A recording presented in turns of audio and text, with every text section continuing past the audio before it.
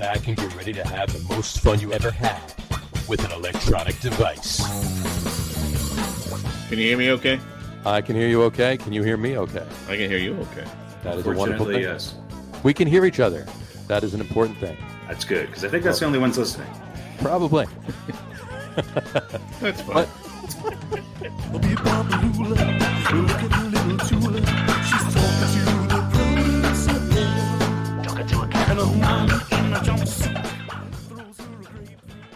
All right, everybody, get on with it. There we go. All right, everybody, let's try this again. Welcome out to the Get On With It Sports Show. It is Wednesday, November 3rd, 2021. Jersey Johnny coming at you, apparently very tired from the day. With me, as always, is none other than Mr. RadioPete and Mr. Harry Lug Nutz. Hello, gentlemen. How the hell are you? Just fantastic. Just fantastic. Better than my speech impediment that I just had there. Great. Better than your diction. I'm tired too. I can't believe you're trying to steal the tired man. All right, you can be tired tonight. I'll be tired next week. All right, there we go. Let's all be tired and just end it now. Well, we were all up late last night watching some game or something like that. Well, that's it, folks. We'll see you next week when the over-under is how many Snuggies Pete has in his office. How many Snuggies do you have there? It's a single digit over under. It's a single digit over under. Yeah. But there are more than one? Maybe?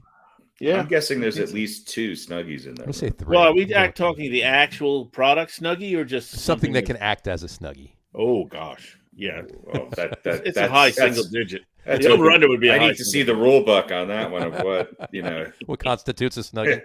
Yeah. Right. Yeah. Gotcha. You'd have to go to Pete's OnlyFans page to really find out. Yeah, that's where Snuggie has an entirely different meaning. Totally meaning. Right. Different meaning. Yeah. Snuggie Sunday. Snuggie with Pete on Sunday afternoons. Oh, well. So, what did you think of the game last night? Which one? What are we talking about? The Nets game? No. What's that thing called? I think the Heat and the Bucks both covered, as I predicted. There you go. Oh, yeah, baseball. Well, baseball, last baseball game of the season. Yeah. I kept thinking, not because I really felt this way necessarily, but I was thinking of Harry. I'm like, fucking wild card bullshit. And then the playoff game, and they won 50 less games than the other. Couldn't get that out of my head. But I hate them less than Houston, so whatever. This is true. I don't know. I didn't even watch every second of the game. I was flipping around. I don't know. I just couldn't get that excited about the series. That's actually a question I wanted to ask you guys. Was this an exciting World Series? Not so much. No. Not so much, right? I mean, you had a 6-2 win. You had a 7-2 win. Mm-hmm. You had a couple of close games. You had some back and forth. Yeah, you had, I have a new rule idea for next year. What's that? You actually have to start a starting pitcher, and that pitcher has to pitch 5 innings unless they give up 10 runs or more. Interesting. Well, now, is that just for the World Series or the whole year? The whole year. I'm just sick of this 19 pitchers. Wasn't that part of the collective bargaining agreement? What are the DH rules they had, right? Was it? There was something that had a starting pitcher that went 5 innings, and then you wanted to bat for him, then you could have a DH after that. So it was one of the proposals. Oh yeah, the starting they pitcher. Were kicking around. I'm all right. I'm all right with that. I don't know. Maybe I'm just baseball's the game of baseball is just changed, and not necessarily for the better. Yeah. And hey, look, congratulations to the Braves. Oh, sure. Not taking anything away from them. I mean, look, they have a 150-year history, right? This was their 150th season. And they're still chopping like they're, scouting people. This is the 4th World Series that they've won in 150 years. Yeah. The Mets are only, this is the Mets' 60th season. Was the Mets' 60th season. So, a lot less, and they won 2. So, it's less than half. So the Mets are actually in, as horrible it is, we keep talking about it. The Mets are actually in better shape than the Braves as far as championships go. Well, listen, back in the day, the Braves set a certain standard of excellence, which was winning the National League East every year for 50 years in a row. They were the New England Patriots of baseball. But they, didn't fare so well in either getting to or in the big dance. So, look, it's been, more than a quarter century since they've won. Right? 26 years. Yeah, just over. Yeah. So, but there's a lot of teams that have, around the 20 to 30 year mark and either having been there or having won one. So it's not completely unusual. It's not unusual, a terrible drought. Well, look at it this way. The Braves won. This is their second win in Atlanta, right? They were originally in Boston. They were the Boston Braves. They won in 20. They won in 20. Yeah. They won in 1914. They won the World Series. So that was what? 42 years, 43 years after they started. Or 30. Right, yeah. 40 took a while to whatever. get started. Yeah, 43 years. And then they won when they were in Milwaukee. They won in 1957. And then, of course, they won in 95 against Cleveland. And then last night. So, they've won everywhere they were. They won one, and this was the second one in Atlanta. So, look, I don't think that's terrible. Right. It's not a particularly good average. One every how long has it been? How 150 many years? Years total. 150. So, okay, so one every 50 years. By 4 is 11. Terry the 2, so minus 20. So it's a lot of years on average. But it's number. Not, it's not like, they've been around for, since 1892 and they've won twice. Yeah, it's just shy of 40 years. One every 40 years average. So okay, that's once per generation. Pretty much. This team reminded me of both the Royals teams that have won it and the Nationals teams that won it. The only difference is that this team was actually kind of stacked before injuries decimated them, but they went out and they sort of filled these roles. They got a couple people healthy. They had this sort of, pitching by committee bullpen thing. And some guys came out of the woodwork to get hot that have never done anything in their whole careers. Right. So good for them. And look, somebody like Freddie Freeman, who's had probably a Hall of Fame career, gets a championship. And he's actually, from what I have seen, seems like a pretty stand-up guy, and I'm happy for him. But baseball's changing, and I'm not sure it interests me as much as it used to. However, the end of the World Series does mean this. It's officially shortstops that are free agents season. And we'll see. This is going to be the biggest test for the Yankees to see because let me tell you something. There's some pretty incredible shortstops that are going to be free agents. Well, let me ask you a question. Just based on Carlos Correa or Trevor Story, who would you, if you had your choice, if Brian Cashman called you and said, "Hey, just Harry, out of those two, which of those two do you want? What would you pick?" Correa. You want Correa? Yeah. You've seen that story in Denver? I actually think Corey Seager would be better than both of them. A better fit. Gotcha. But Correa has the postseason experience. He's he seems to be a little bit more consistent.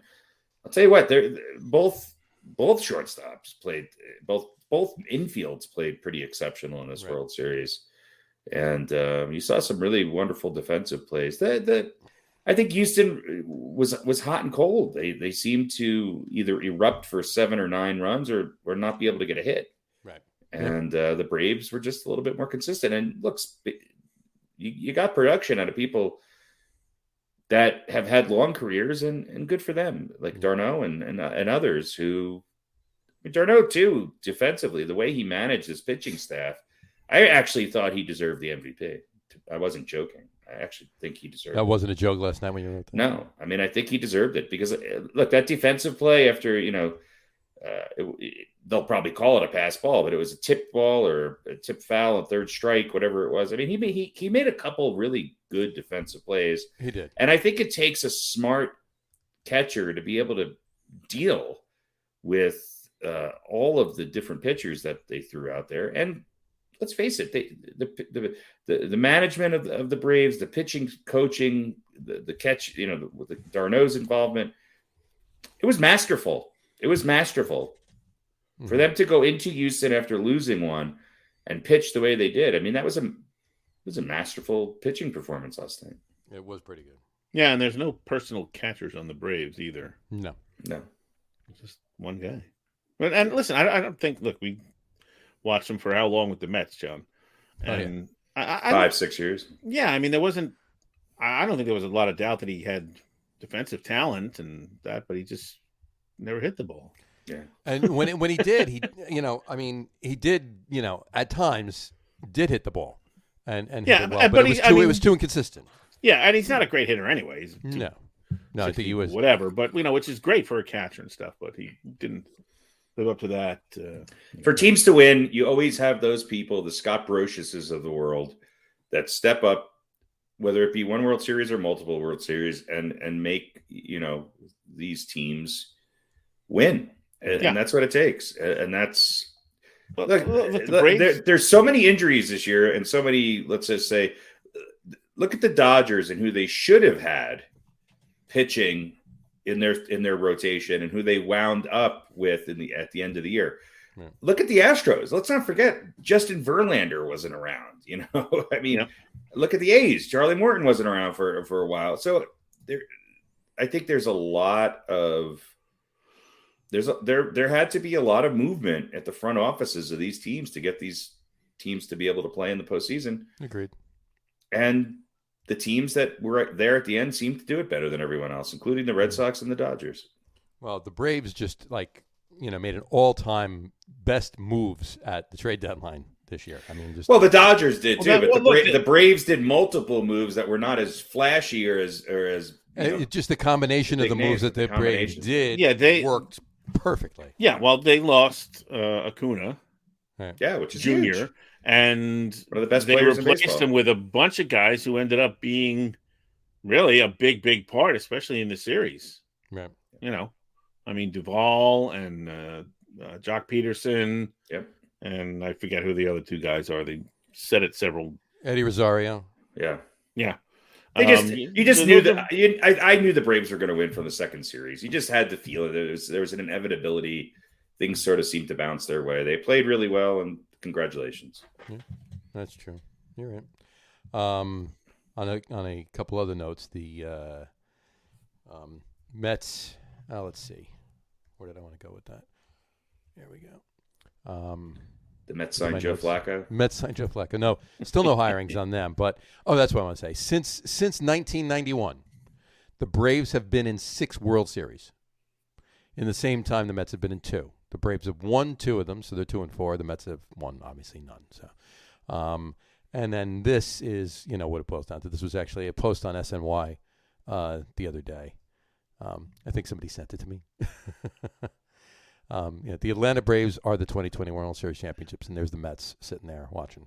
Yeah. So, well, that's the Mets a lot of years, actually. Yes, it's true. For those of you just listening to the audio podcast, it's Homer Simpson sitting on a couch, slumping with a mean look on his face, wearing a Mets cap. So, anyway, but just as a disclosure, not all of us are mentally ill, and not all of us are Mets fans on this podcast. So.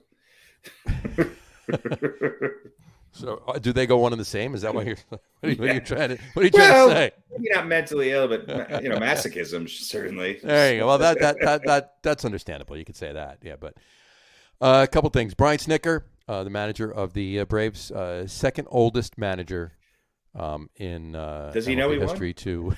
I think so. He's only 66 years old. 66 years and 16 days. Yeah, he's a young guy. He just younger than Dusty Baker, birthday, right? So. Yeah, and Dusty Baker, he just can't do it, right? He won with the Dodgers when he was a player back in 81, one of those strike seasons when the Dodgers won. He gets close and never won. He was the manager of the Giants when they lost to the Angels in 2002. He was the manager of the Cubs when they lost to the Marlins in the NLCS in 2003. Oddly enough, the oldest manager ever to win the World Series would be Jack McKeon, who was 72 years old in 2003 for the Marlins. So, it seems like couldn't do it with the moves Nats on either. And the team finally wins after he leaves. Yeah, pretty much. Him and Bruce Bochy have been on a lot of Bruce Bochy good teams. Bruce Bochy also wins. So. Right. But what I'm saying is that it seems like they've dominated, especially the National League. Dusty Baker's been managed a lot of really good teams. He just hasn't been able to bring it home. Just bring it home, yeah, exactly. And ironically, this time he loses the World Series to the team that drafted him. So he was drafted by the Braves. I think he stays, obviously, with the Astros, don't you? Yeah, no, he'll stay. Yeah. Don't know. What are they going to go out and get? What are they going to, I don't know. He's not going anywhere. It seems like most people. There's a lot of franchises out there, especially the ones that are winning, that are not afraid to change managers dramatically. Apparently, and Well, I mean, the Padres weren't winning. Well, they were, but they weren't. Now they have, one of the Mets prospects for managers is down there now, and apparently he made an announcement the other day.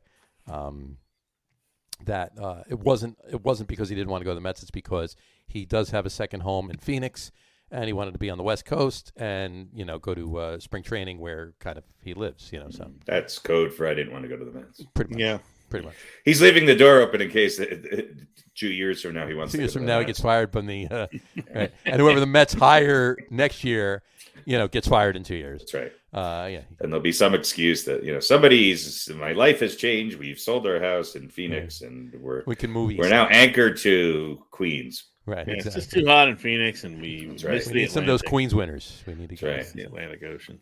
Exactly. So, So I mean, Soler too. He's the sixth all-time sixth player all-time to hit 3+ go-ahead home runs in any World Series. He was the MVP. So, accomplishment. Very accomplished. That's been done. He went 300. Yeah, well, 5 times before. But still, right.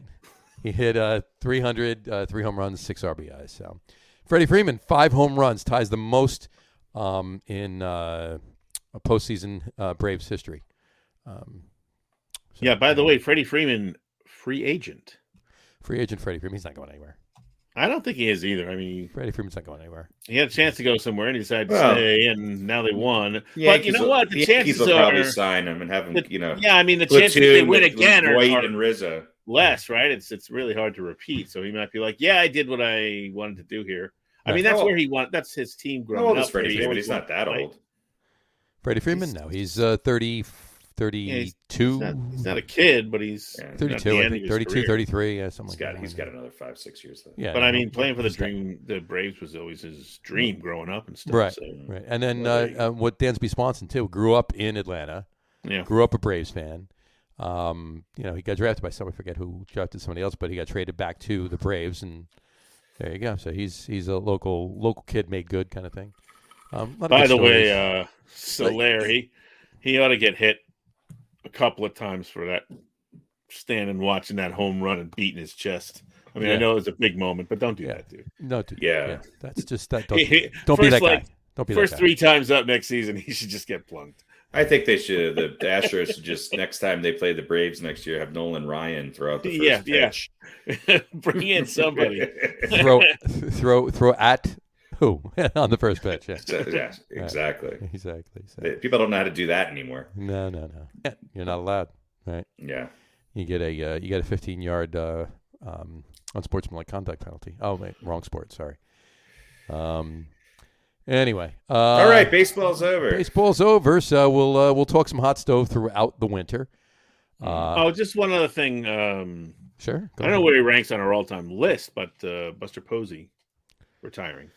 Buster Posey retiring. I didn't see that coming. 12 years with the Giants. Doesn't seem like longer. Seems like longer. I would have. If you would have asked me without checking, I would have said 15, 16 years. I would have said. Yeah. But I mean, it wasn't that long ago that the Giants were winning the World Series every other year. It seems. It seems like it was a lot longer. Yeah. Well, he did have that bad injury a few years back. And, right. I'm sure that took a couple of years off of what he wanted to do with his career. So, is he going to make Tim Lincecum move out of his basement? Tim Lincecum still lives downstairs. Probably. I don't know. They might start a retirees league together. That's right. There you go. Sure. A Ute league. Ute league for the Utes. For the Utes. Yeah, Lince. I mean, Buster Posey. He's that's going to be a big loss for the Giants. Yeah. There's not a lot of great catchers out there. Well, no, and I mean, if he's a guy we all know he's great, but then you kind of look at his numbers. Yeah. And you're like, incredible. He's like, especially his postseason numbers. I mean, other than Yogi Berra, I'm not sure there's anybody that's has the postseason numbers that Buster Posey does. Maybe Jorge Posada, but not even as. He's got a batting title. Yeah. He's got a lot of catcher. Good. I think he's got Was he a World Series MVP or maybe a league MVP? World Series MVP. Might have been both. I think it was World Series. Yeah. Just like check. Jimmy, get on that. Check that out. But he's a catcher. Right. So, yeah. We'll miss you, Buster. Yeah, absolutely. One other thing too, and I brought this up to you guys, but I want to say it here. This came out last Thursday after the last show. PETA. Yeah, PETA. Oh yeah, PETA. Screw them. Yeah, they want, and when I first saw this, I thought it was actually a joke. It's not. PETA wants the Major League Baseball to rename the term bullpen to arm barn. Yeah. And because they want a more animal-friendly name. A bullpen, in non-baseball terms, usually refers to a holding area where bulls are kept before being slaughtered. Everybody does stupid things every once in a while. Yes. Look, PETA does a lot of great things. I don't want to get into an argument about this because I have a feeling that most of our fans probably don't agree with me with, but raising awareness about the horrible, horrible state of what both human beings and animals go through to put fucking hamburgers in your grill every day is one thing, but this is just, come on. Run this up the flagpole of the marketing department before you, I'm not in any way insinuating anything else about PETA. It was just this particular issue. I mean, come on. I literally looked at it. There's no way this is real. And I'm looking through the comments. I'm like, oh, God, you got to be kidding me.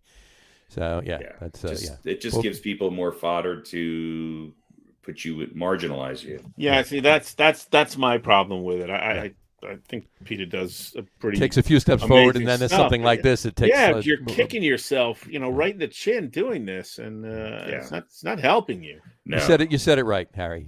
You run it up the flagpole to the marketing department before you release something like that. So. Yeah, it's just, I mean, come on, really. It's like, I think we should, at least in the case of the Yankees, we should call it the blown save, safety save. Well, see, that's part of it too. Like the blown save, safe space. Yeah, right. If you at least getting ready to blow a save and you feel threatened or you need a little space to And Aroldis Chapman will pat you on the back. Well, and make you feel so much better about how horrible you just blowing safe space. There you go. Look, if you really think about it, in some cases, bullpen is exactly the right term. Because some of these closers are very often they're the alpha males of the pitching staff, and they're led right to slaughter. Sometimes they don't always get to save. Sometimes they get crushed. But if they had a better name too, like Arm Barn, if you at least had something that that sounds like a place sense was kind of cute, or that baseball fans would go, oh, that's not a bad idea, But the Arm Barn, I mean, come on. Yeah. Did you guys ever see? There was a great Saturday Night Live skit with Billy Bob Thornton about a fenced-in area, where basically the gist of the story was people were just admiring his fenced-in area. What are you going to do with it? I don't know. I got tires in it for right now, but I don't know what I'm going to do with it down the road. I always thought that it's really what it is. It's a fenced-in area for lunatics, is what people think.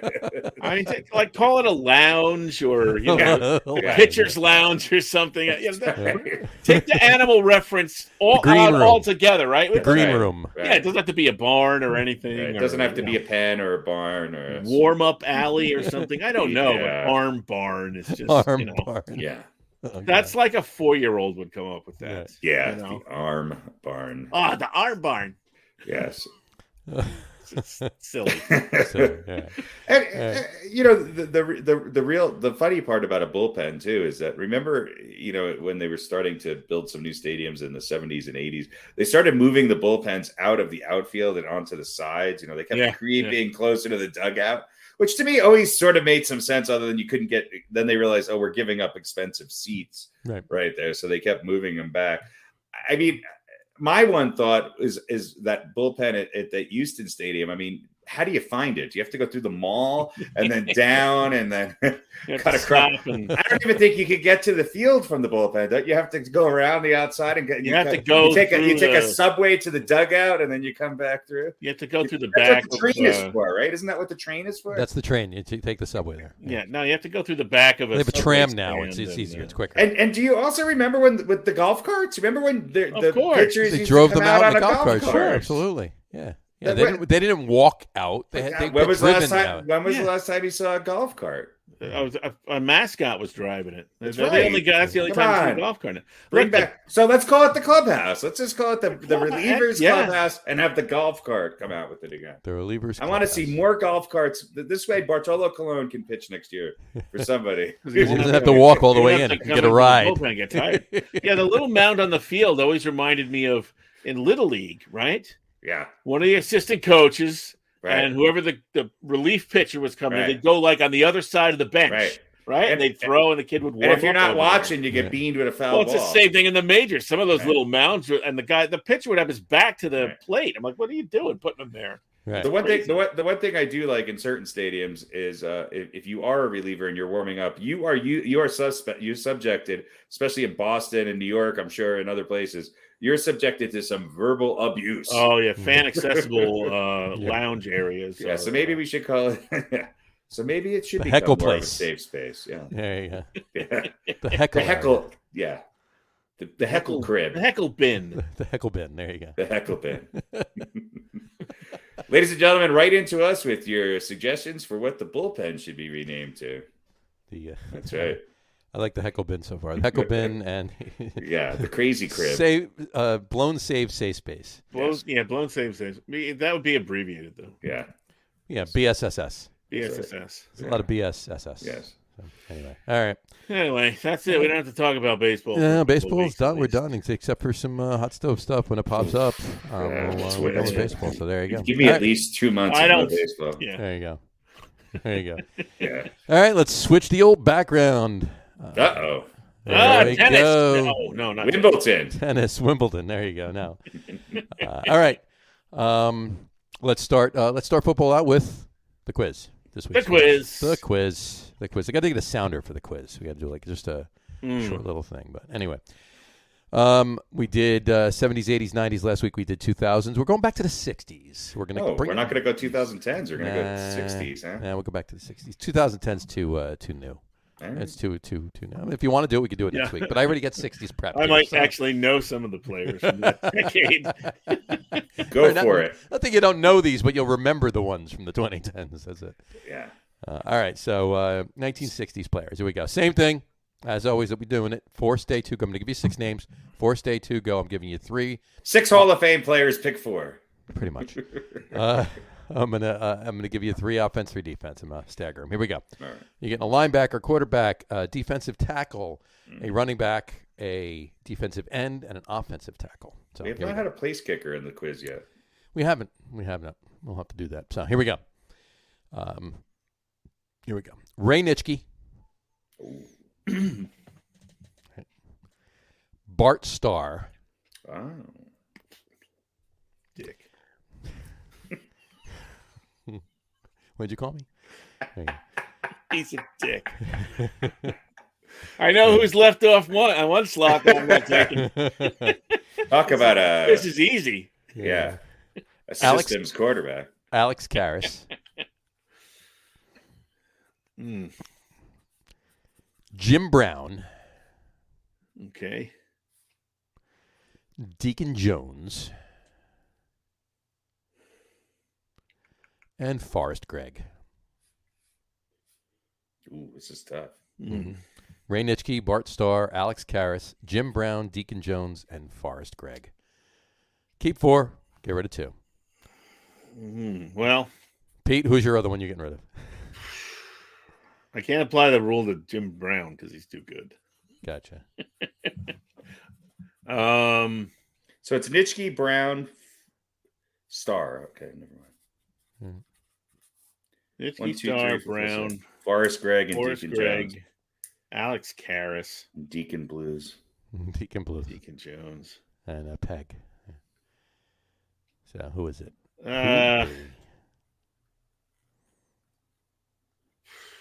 See, the older you go, the harder it is because these players are just, they were so good, and the lore has set in, for so long that this is hard tough. to find. It's hard tough. to find.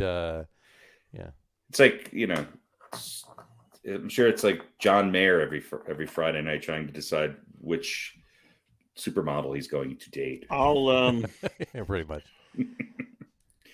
I will reluctantly discard Alex Karras. Reluctantly discard Alex Karras. Mm-hmm. Getting rid of Mongo, huh? Yeah. Getting rid of Mongo. All right, so not so much for his Mongo days, but for that horrible show he did. Yeah, what was it? Webster. Webster, right? Yeah, it's just horrific. Did he create Webster in a lab or something? Is that He did. They adopted him, I'm pretty sure. So the Golden Boy and Karras, gone. Golden Boy and Karras gone. So you're going with Nitschke, Brown, Jones, and Greg. Yep. All right. Harry? I'm going to agree with Alex Karras. I'm going to get rid of Deacon Jones, not because I would ever want to get rid of Deacon Jones, but Bart Starr, Ray Nitschke, Jim Brown, and Forrest Gregg might be the best.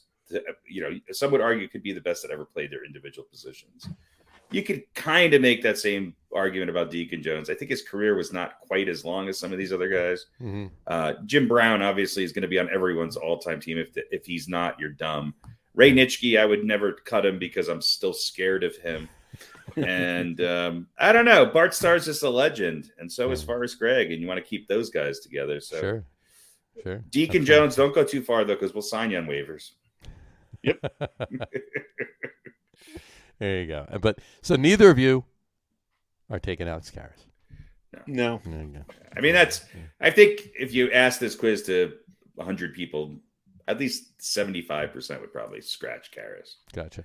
I was back and forth too to put Alex Karras in there. It was between him and Merlin Olsen for that spot, but I didn't want to put two Rams on there. The old fearsome foursome. Fearsome foursome. Turned actors. Yeah, pretty much. That's right. Well, that's what we need. That should be the next quiz. Which 6 NFL players who were defensive tackle? What was Merlin Olsen good, Saved and they turned actors. And which 4 are you going to keep? Here's something really funny to think about, though. Think about Deacon Jones and Merlin Olsen switching acting roles. Then it becomes interesting. I remember Deacon Jones had that good cameo on The Odd Couple then too. That's right. He was doing the multi-blade razor commercial. Again, not a slight to Deacon Jones, one of the best ever. But you asked me to pick him. I could have. If it wasn't Jones, I probably would have been Bart Starr. To be honest with you. I got you. But it's Bart Starr. I know. But if it wasn't such a goofus, then I don't know. I probably would have been. He didn't owe me money like he owed you money, I guess. That was for a long time. I bet. Yeah. All right. So there's our quiz for the week. There you go. 1960s players. All right. Getting on to some NFL news. Trade deadline. We talked about this, the three of us, the other day. Von Miller to the Rams. The Rams going all in, huh? Rams going all in. Von Miller, I think this is probably – he's had some issues here in Denver, both injury-wise and some legal issues. I think this is a good fit for him, actually. And I think for him not to have to carry the defense and be necessarily the leader, that's going to be a stacked defense. Oh, hell yeah. And they're going to be able to get after the quarterback. So this fits right in for them, either having to go and beat Green Bay or Tampa, because it does. The only way to beat Aaron Rodgers and to beat Tom Brady is to pressure them and pressure them often. And this is a good pickup. Agreed. It's a good pickup. Yeah. Agreed. I mean, I think he's obviously not any a spring chicken. No, but he's not still that a quality old. player. He's not. But I think he's, I think what you said, he's not going to have to do. No. He's not going to have to play every down. Yeah, he's probably going to give you, 20, 25 plays a game, and he can rush the QB. And I bet he has at least another. I bet he has at least another 6 to 7 sacks before the season's over. Gotcha. Yeah. Yeah.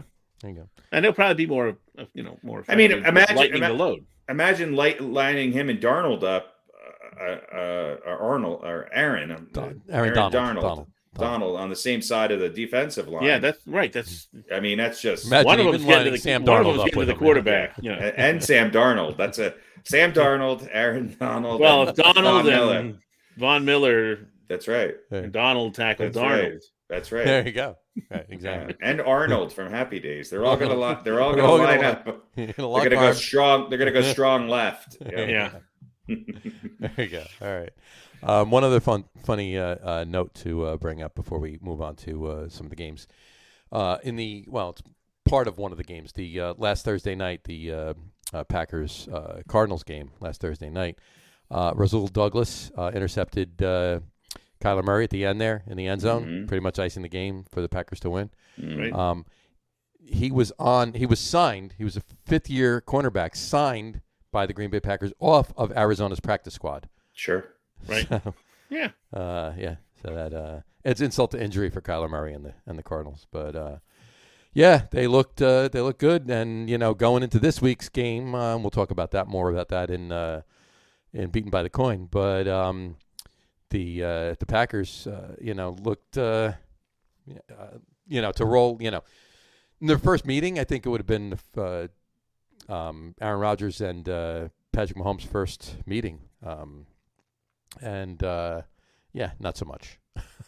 Not going to happen now. So yeah, not this week. Not this week. Not going to happen. So well, listen, we're going to find out. If Jordan Love's got anything, in the tank, and right. he's finally going to get a chance to play. Yeah. Don't see it as a Wally Pipp type of situation. Hey, look, maybe he's the next. Maybe he's the next. Next Mike White. Mike White. But well, here's the thing. Like, what if he comes out and has a really good game, and they win big, and you'll say, well, it's the Chiefs and they're kind of reeling this year, but still. Yeah. Look, Daniel Jones almost beat the Chiefs. Jordan Love can certainly almost beat the Chiefs. Well, but my point is, there was a lot of controversy that was caused by him being drafted, not by him, but more by what Aaron Rodgers has done. Right. So what if he comes out and plays well and Jordan Love could throw for 687 yards and 9 touchdowns. Well, I'm not saying he's going to start. I'm not saying he's going to start. I'm just saying the Packers could be proven sort of right, maybe. Only one game. Yeah. But it's not going to happen. Yeah, we drafted him. I see what I see what your point is. The Jets with Mike White. Yeah, I see what your point is, but there's not. Harry's absolutely right. He could throw for 1,000 yards in one game. Not one person in Green Bay has a hair on their ass to bench Aaron Rodgers to keep. No, that's not what I'm saying. I'm just saying they could have some sort of vindication and say, that hey, this is why we drafted him. Right, we know Aaron is not going to be here forever. Well, he's had 9 years to watch and learn. He's like this is his first start, and he's like 43. Yeah, something like that. And listen, Mike White was not drafted to replace any legends. This is very true. Mike White is a legend to be so far, yeah. Yeah. But I think I said texting with you guys, he'll find a way to the Jets will find a way to ruin him for this week. Pretty much. All right, why don't we talk Jets first, since we are already talking about Mike White, but before we talk Jets, talk about the best team in New York City. Are the Jets gonna win today? New Jersey. I mean yes. There you go. I mean no. I mean yes. I mean no. I mean yes. I mean no. There you go. All right. So, how about them Jets? How about that Mike White, huh? Big win, man. The Jets played a good overall. They played a great overall game. They beat a really good team. They did.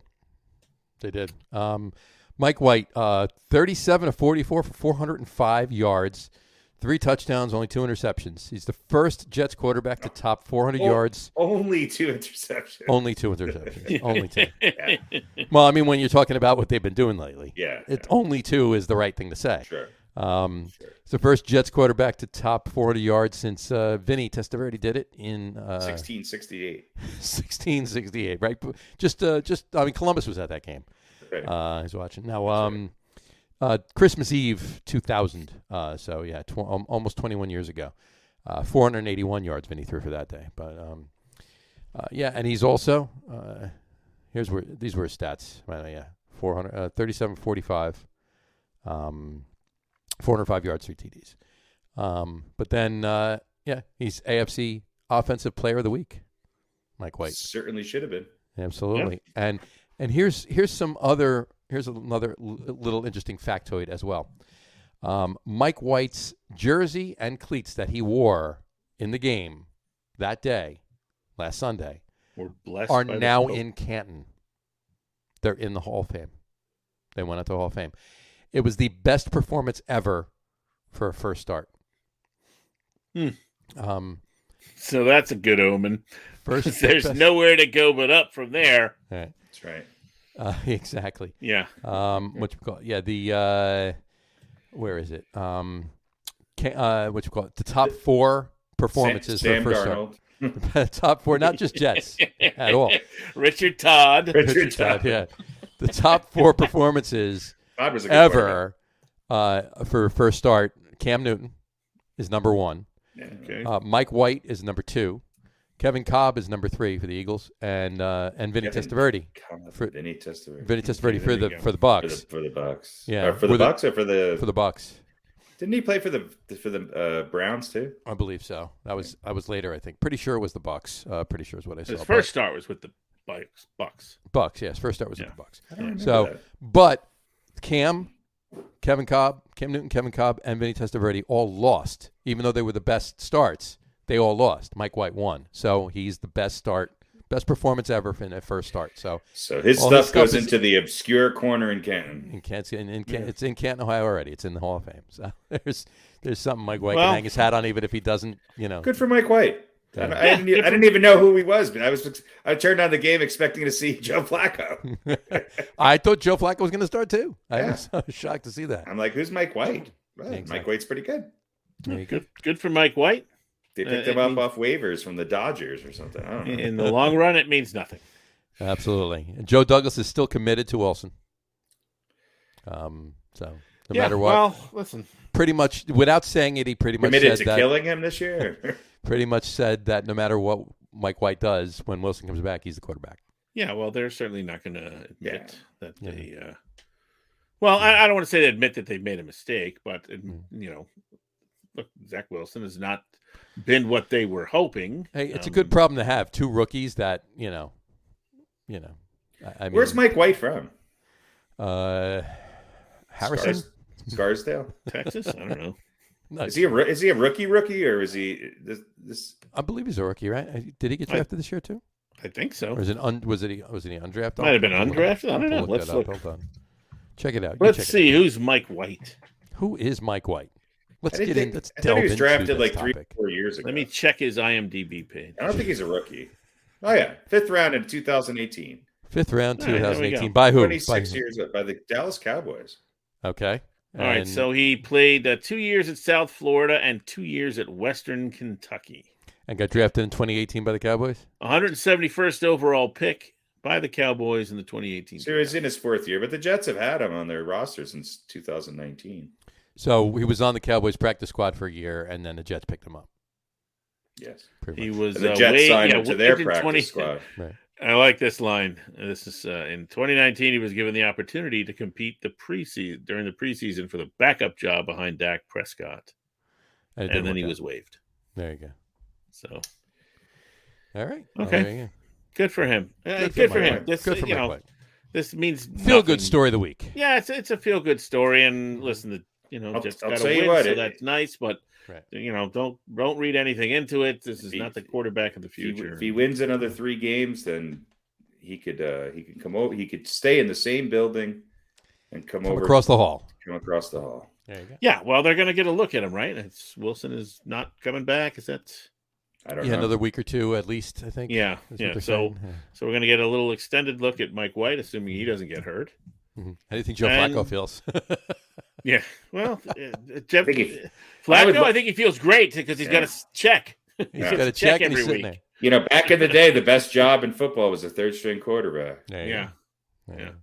So, hopefully, listen, he'll be a quality backup, and maybe he'll be spectacular, and the Jets will trade him away for. The Jets' offensive line did seem to play better. That's true. They did. He was getting rid of the ball right away. Right. Well, I mean, that was Wilson do that. That was as dinky and dunky as you can get. Yeah. The dinkiest and dunkiest of all. What do you think of the Philly special? Dinky to Dunkin' Donuts. Guys you find at Dunkin' Donuts has won the Patriots 5 Super Bowls. I'm not saying it's a bad thing. I'm saying it was, I think it was tailor built for him, and maybe they should incorporate a little bit more of that. Yeah, the Jets' offensive line, I'd be speed dunking. Right. Yeah. I think it was 6 Super Bowls too, by the way. But just have one of the. Well, there's one that they won where they weren't eligible every play. That's true. Yeah. So whatchamacallit? This is the first time, or it's the first time the Jets have scored over 30 points in 2 years. Yeah. So, and in one game, right? So yeah. Right. Hey, look, the Jets could still win more games than the Giants this year. Yeah, that's true. They can. Zach Wilson's personal coach, John Beck, is being hired as his personal coach is being hired to the coaching staff. What is a personal coach? Is it like a life coach? Does he help him with his taxes? Exactly. This is the dark, ominous sign that things are fucked up in Jets land. Yeah. When the guy's got a personal You needed coach. Another sign? Well, I guess Darnold was going to visit him after he got hurt. He went to see him, and so according to Robert Saleh, they were just like, well, let's bring the guy in so that he's close.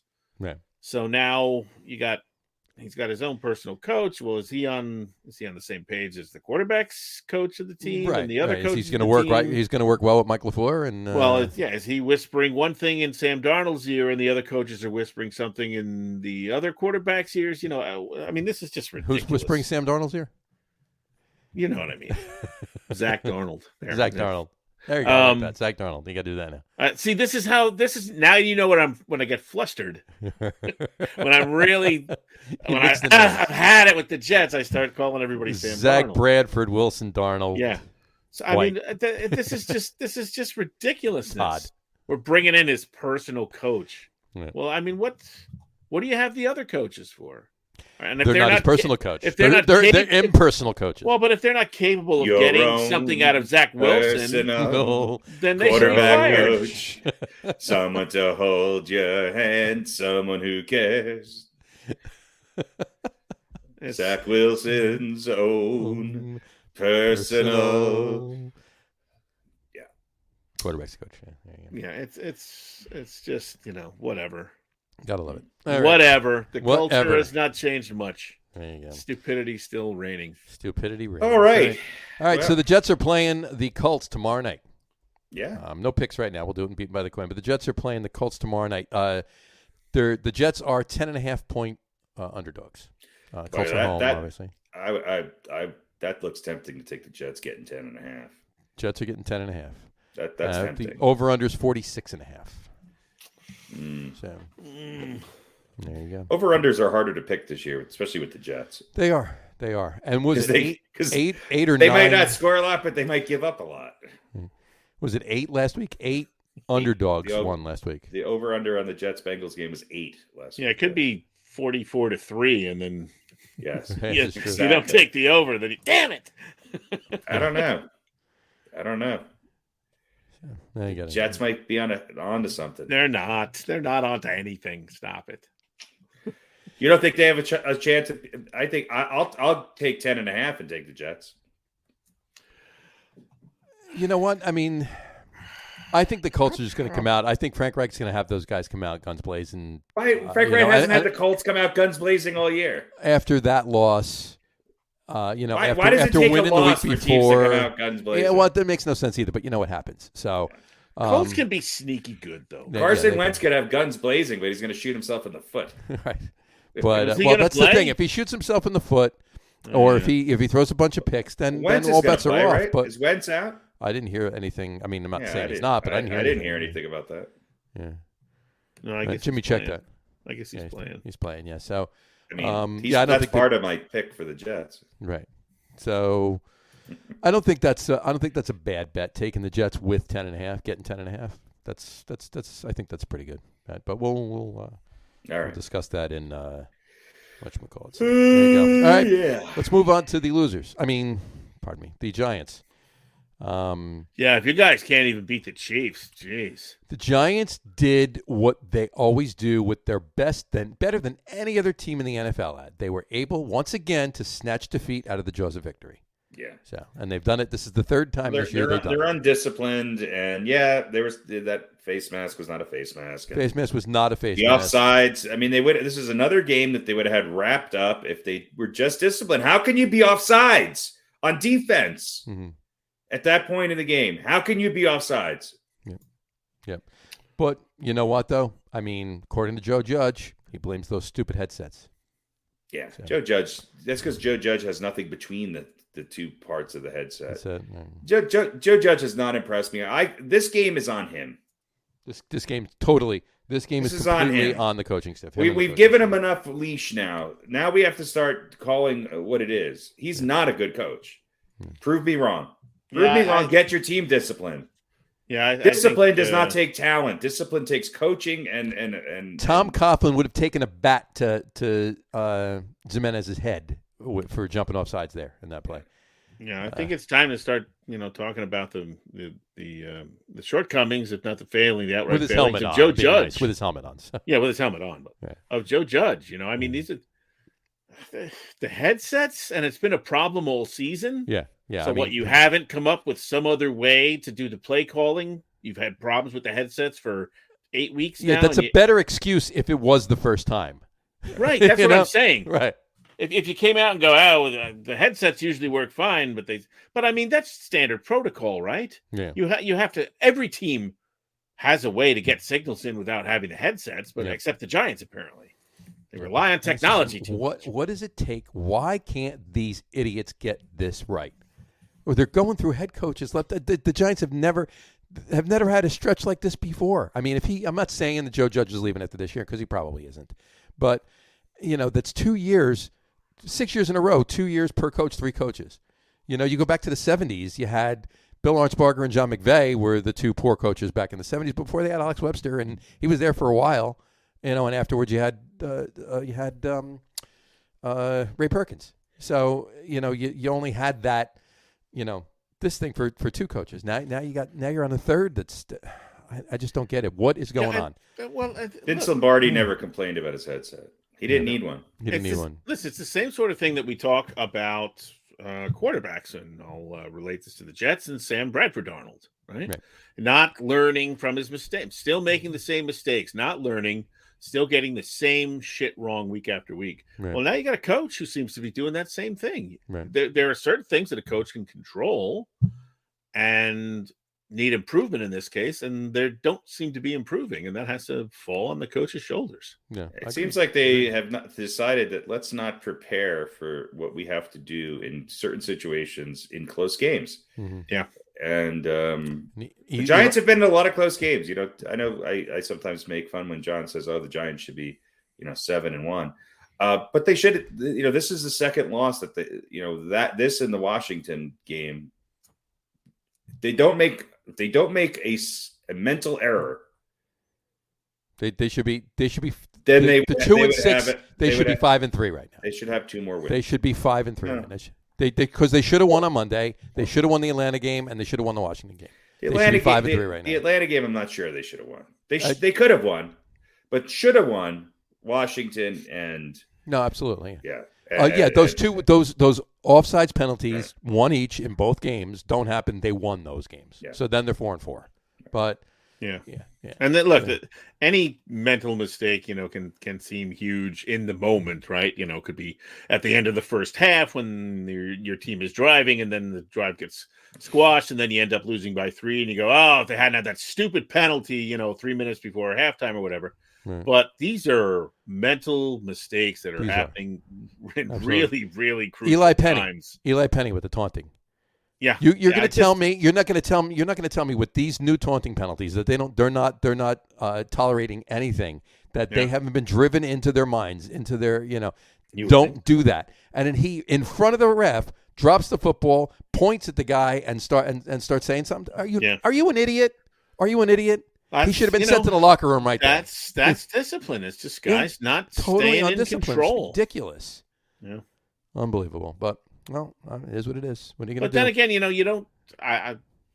This is a blanket statement that I have no idea if it's true. But are these? What's the penalty for this?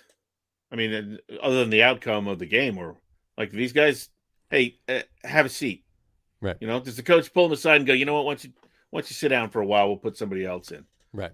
I don't think so. No, right? I don't think so either because these are starters. They need it on the field. Yeah, that's the whole thing because half of the damn starters are out. So what is he going to do? Where's he going? Where's the depth right there? He doesn't have much of a choice. So his hands are tied, understandably, but it's ridiculous. What are you going to do? But some extra laps in practice, perhaps, are called for. Pretty much. Just stop watching the Giants. That's another way to do it. All right, let's look at a couple other games. Were there any? I didn't. There were a few others. The Panthers beat the Falcons. Titans, over the Colts. I mean, the Colts. That game could have went either way too. It could have went either way. Big loss with Derrick Henry out. Oh yeah, but that's the other thing. Huge loss. Right, Derrick Henry, and he's done for the season. Yeah, he's done for. I mean, he's foot surgery. You're not coming back halfway through the season. That's not happening. So he's by leaps and bounds the best player on that team. Sure. He is that team. He's their offense. Mm-hmm. So, I heard on that note, actually, and not to go back to talking about the Giants, but I actually heard a couple different people in a couple different, situations, totally different conversations, I should say, referring to the fact that the Giants had years ago, like the first version of Derrick Henry. Size-wise, looks-wise, everything else. Maybe not quite the speed, but some of it. No. Brandon Jacobs.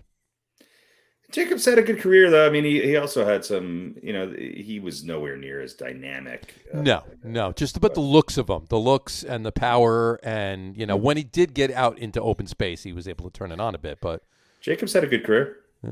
Wasn't he the Thunder and the Thunder and Lightning? He was He won a Super Bowl, right? Dane was the Lightning, right?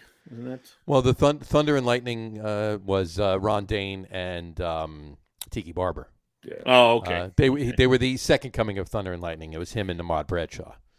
Oh, okay. There we go. So. Ron Dane was a waste, but yeah. But Brandon Jacobs, am I right? Won one of the Super Bowls with the Giants. Yeah, Brandon Jacobs won. Yeah, he did. I remember him as. He was the Otis. He was the Otis Anderson of the 2000s. Don't you dare mock O.J. Anderson. I'm not. I'm saying he played the same role. Oh, okay. Otis Anderson's one of my favorite Giants of all time. Absolutely. Yeah, mine too. Giants don't win without Otis Anderson and Jeff Hostetler in 1990. The Giants, yeah, exactly. I've said it before. And, O.J. and Little Train Joe Morris. There you go. Two of my favorite Giant running backs. There you go. Yeah, and the Giants had 3 running backs in the first Super Bowl in '86. They had Joe Morris and Otis Anderson, and do you remember who the third one was? Say that again. I'm sorry, I was looking at. Giants had 3. Giants had that was the second Super Bowl. Butch Woolfolk. Giants had 3 running backs in the '86 season Super Bowl, Super Bowl 21. Larry Sunka. Joe Morris, Otis Anderson, and Dave Meggett. No. Yep, nope. We're talking 90, 91? No, we're talking 86, 87. 86, 80. Oh, it was also Little Train Joe Morris. Nope. Well, no. It was Joe Morris. Yeah. Was it? No, Joe Morris was one of the Joe Morris, Otis Anderson, and a third one was. Yeah, Little Train. Yeah, the third one. George Adams, Jamal's dad.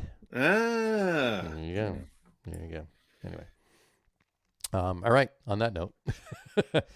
That was exciting. Bills kicked. Come on, aren't you excited that I actually was able to name like 3 Giants running backs? I was actually none of whom were the right. That. Yeah. But Brandon Jacobs had 60 touchdowns for the Giants. He averaged 4.5 yards per carry, and 1,000 rushes and 5,094 yards. Mm-hmm. That's Didn't he have some sort of having a better career or something that sort of derailed his? He stayed on the field much more than most Giants running backs these days. Very true. Very true. He did. Although the last couple of years he didn't play very much, but yeah. So. All right. So anyway, what do you want to talk about? Steelers beat the Browns. Steelers beat the Browns. Somebody picked that. Yeah.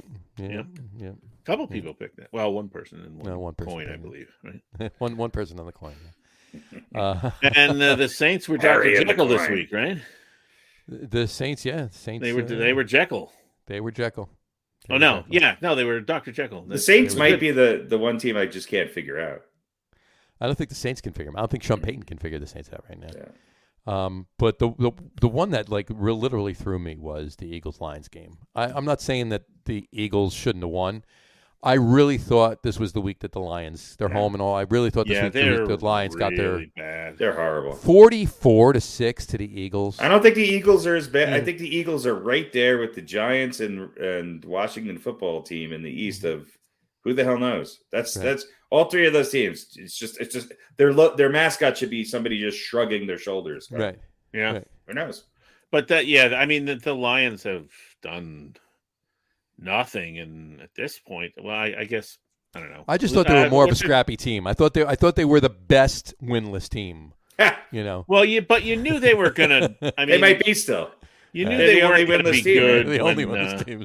So they're by default the best winless team. The best winless team. I didn't mean a season. I just meant in general. They were like the best of the winless teams of late.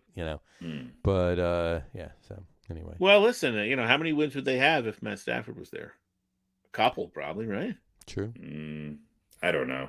I think he probably would have been laid out and been. If he was assuming he was able to stay on the field. Yeah. I don't know. I don't think he makes that much of a difference. I don't think anybody right now on that team can make much of a difference. No. You think what's their coach's name? Dan Campbell. Yeah, is he going to last after the season? Because nobody else wants that job. So, yeah. Dan Campbell's a decent guy. He was drafted by the Giants. He was a tight end for the Giants. Well, that's fine, but he had that stupid press conference talking about chewing people's knees off. Biting people's knees off. He's a bit of an idiot. Yeah. But he's got 2 less wins than Joe Judge. Yeah, he does. You're absolutely right. Yeah, but a hell of a lot less talent. That's what I mean. Yeah. This is true. So, all right. Anything else you have? I got a couple other things here. I don't know. No. If there's any other games we don't want to talk about? I don't know. Cowboys squeaking one out against the Vikings. Backup quarterback. And I got to tell you something. I mean, how bad are the Vikings? The Vikings should have in that game. They're not that bad. That's the problem. They're not as bad as 3-4. They're just like how the Saints. How bad are they that they're not that bad, but they're playing that bad when they should be playing that bad? Dallas could be the best team in the NFC. So. I didn't expect the Vikings to win that game. I didn't either, but when Dak wasn't playing and you had Cooper Rush, I don't know. You still expected a little bit more out of the Dallas offense than. Yeah, I guess you're right. I got to read this to you though. Even with a backup quarterback. Do I have that on there? But the fact that Dallas can play defense like that. It's true. I'm going to paraphrase because I thought I had it written down, but I don't. This was the first time that a quarterback whose first name was the same as the last name of a receiver hooked up for a touchdown. Okay, so Cooper Rush to Amari Cooper. In only Jersey Johnny land. Hold on. I didn't come up with the stat. I looked at it. I saw it, right? The last time anything like that happened, it was a quarterback with the last name throwing to a wide receiver with the first name for a touchdown. And that was last year also on Dallas, Andy Dalton to Dalton, I forget his name. Trumbo. There you go. I don't think it was. Why not? Yeah. Dalton Gumbo? Trumbo. Gumbo. Dalton Gumbo. It could have been Gumbo. Could have been. Why not? What the hell? Anyway. All right. A couple other interesting notes of interest here before we move on to Beaten by the Coin. I actually have another quick question for Max, I have something I think we need to discuss because it'll be fun. All right. Go ahead. I'll get through these and we'll do yours and then we'll go from there. All right. Aaron Rodgers obviously tested positive for COVID, so he's not playing this week. Saquon as well. Is out. And there's a few others this week, but was Saquon going to play anyway? I don't know. I don't think he was going to play. I wasn't being facetious. I was actually no. I don't think he was going to play. So I don't think they would have needed him. Probably not. But in any event, I think they would have been fine without him. It would have been good without him. Why not? In any event, Tom Brady was it on the Manning's broadcast? I'm not sure where it was because I actually didn't hear it, but I did see it. I heard it in a couple places. Tom Brady, I'll just put the graphic up. Tom Brady said, "I enjoyed much more the games that I played against Peyton and Eli." And then Eli said, "I enjoyed all of our games, Tom." So there Boy, those Manning boys are certainly having a fun time. Yeah, they are. So, anyway, and then the other thing I wanted to tell you was, obviously the Chiefs beat the the Buccaneers, right? It was on Halloween. Saints beat. Did I say Chiefs? I'm sorry. The Saints beat the Saints beat Halloween. The Saints beat Halloween, which is hard. Because especially when you're playing Jack-O-Lantern is lighting up the league this year. Yeah, exactly. He's really good in night games. He's really good. The Saints beat the Bucs this week, and it was on Halloween, right? Who's Sean the starting Payton quarterback for Halloween? Is it Danzig? Exactly. No, that would be that would be Lugosi is starting right wide out. No, that would be what's his face? Ichabod Crane, actually. Ichabod Crane is the quarterback. Well, Danzig's probably like a halfback. It's a halfback, yeah. So anyway, Sean Payton. That makes Sean Payton's record on holidays. Ready? On Halloween, Sean Payton is 2-0. On Thanksgiving, Sean Payton is 3-0, and on Christmas, Sean Payton is 1-0. He's also undefeated on the. He's undefeated on holidays. Sean Payton is. He's also undefeated on the 4th of July. Yeah, he is. Anyway, so I just thought that was an interesting stat. But yeah, when the Chiefs played Halloween, that was a good we're only counting major holidays because if you look at your calendar now, every day is some sort of holiday. This is true. Yeah, every day is. Do we really know if he's undefeated on Diwali? Last night, this is true. This is true. Last night on the beer podcast, we celebrated National Deviled Egg Day. Deviled Egg Day. Well, good. What's Sean Payton's record on National Deviled Egg Day? Bar? That's right. I'm not quite sure. We'll have to check that stat for you and get back to you. All right. What do you have, Pete? All right, I want to, because of his connection to the Giants and you being both Giant fans, I want to talk about the Odell situation just a little bit. And the video that his dad put out, which, really anybody can find video of quarterbacks. Odell Beckham Sr. Not hitting receivers. But here's the things I want to ask, okay? Because he was not traded. Mm-hmm. I think the day before the trade deadline, which was Monday, I believe the Browns said something along the lines of, "We're not looking to get rid of him." Right. But he was excused from practice today. So here's my first question: was he? Hey,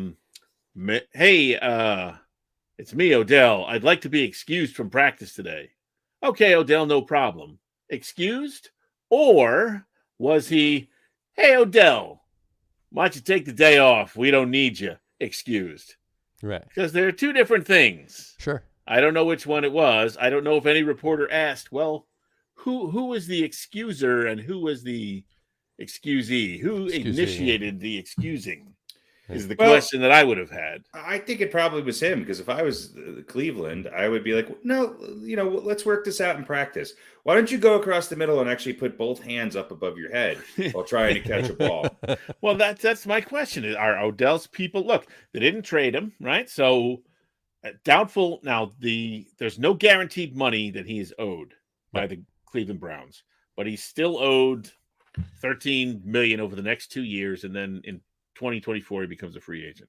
Mm-hmm. But there's no more guaranteed money. So if he doesn't play, he doesn't get paid. If you don't think Cleveland was not shopping him, then I think they were. I got a bridge to sell you. Nobody wants him. Nope. Well, that's my question. Is he gonna look? Because if they release him, they still have to take the hit. He's no longer a number one option receiver wise. He's got the worst freaking attitude in the world, and he's on a team where it's a bad fit, and he's got a quarterback who's not great, who's also playing with the torn labrum.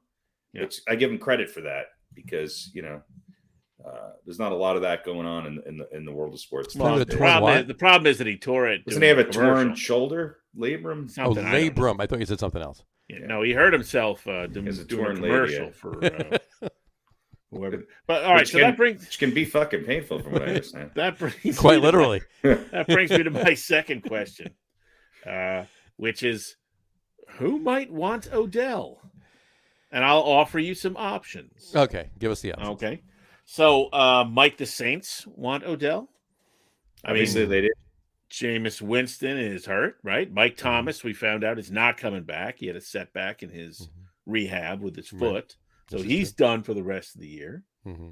And obviously, I guess Simeon is going to get the start, right? He's the guy who got the starts last year. Is he going to get the start? Or I heard he's the starter this week. So is that right? So they're not giving it back to Taysom?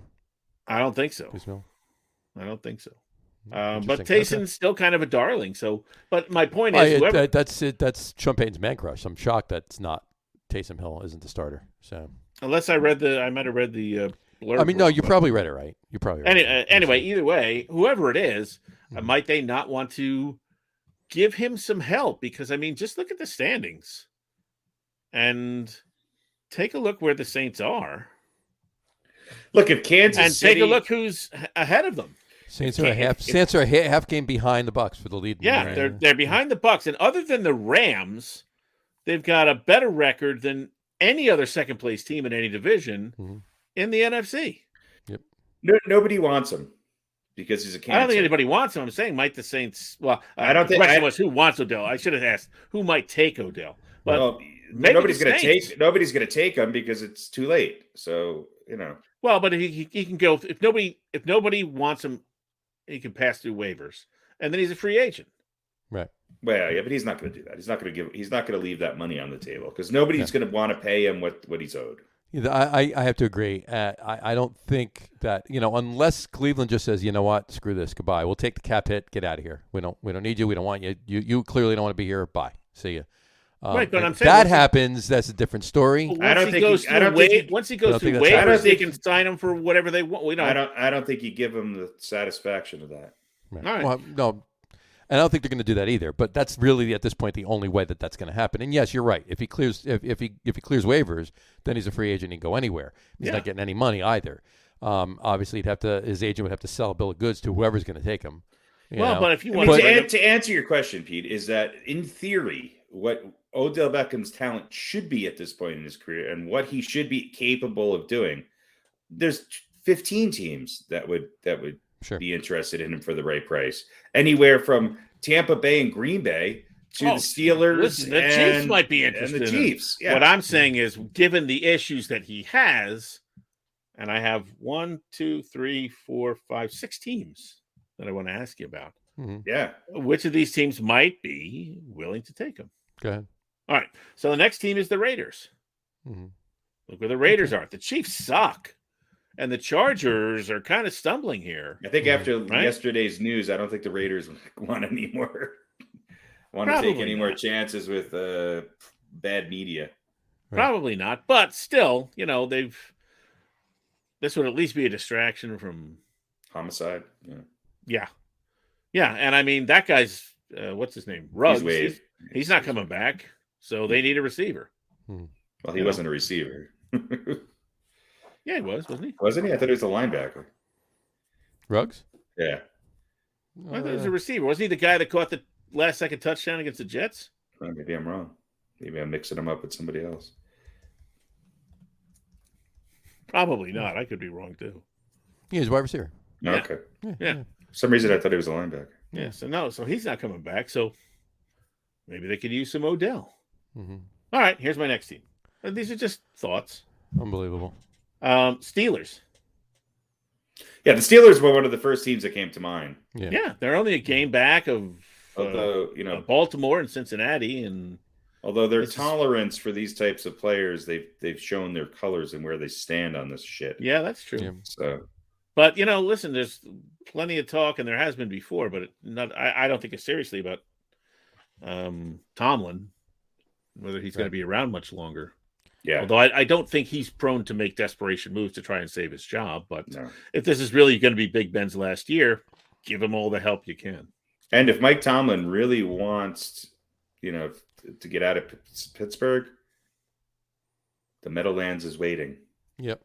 Yeah. And well, in that case, probably bringing in Odell might actually help. Yeah. Because it could end up just being such a head case that they'll just decide. They're like, well, Tomlin, you brought him in. You're all right. Yeah. Next up, Titans. No Derrick Henry. Obviously, they're going to run the ball, but Tannehill's going to have to throw. I think that's the closest offense to Cleveland. Mm-hmm. And I don't think it's going to make him happy enough. No. But he would help him. Mm-hmm. He can help him, yeah. In theory, he should help any team he's on. Right. But he's not. He should. Well, listen, again, he might, if he has to, come hat in hand. Right. Which free agency would do to him. Our RG3 told me this morning that it's the Browns and Baker Mayfield's fault. That RG3 just not being treated right. So yeah, well, So maybe Odell's onto something then, right? Maybe. So so RG3 and OBJ that's right. should get together and form the acronym league. Yeah, they should go play in the Canadian Football League. The Initials League. The Initials League. All right. Next up is the Pats. Check out the wild card race. Maybe they're 4-4. They're better than any other second place team, or at least tied with. It's other than Cincinnati. Sure, but he would become their first receiving option probably. But he's going to have to. He's going to have to learn to catch 10-yard passes and take a hit. He is, but if anybody. Which team is the master of reclamation projects? More so than anyone else. Tampa Bay and the Pats. Yeah. So, and then the last one is Big Blue. Bring them back to where it all started. Second chance. With all the injuries? Well, look at all the receivers the Giants have, though. He's not going to be. I mean, but Galloway's still out, right? I mean, Tony came back, but he's iffy. You're right. I just don't think. I think he wants. I think to make him happy, he's going to have to go somewhere where he's going to be in the mix, playing with the quarterback who's going to be able to get him the ball. And he wants, and that quarterback's going to have to want to get him the ball and nobody else. So, and I think it's going to have to be a winning team too. Yeah, I would say of those teams, honestly, I think the Raiders and the Saints make obviously we're being hypothetical here, but I would think the Raiders and the Saints because of the positions that the both teams are in, with the need for wide receivers and where they are in the mix as far as standings go.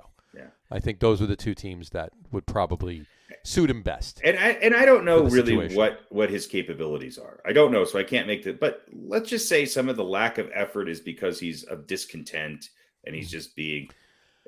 I would say that a lot of the effort is because of discontent. Okay, so you saw that when he was still on the Giants. You saw that. So say that there's something left in him that he can.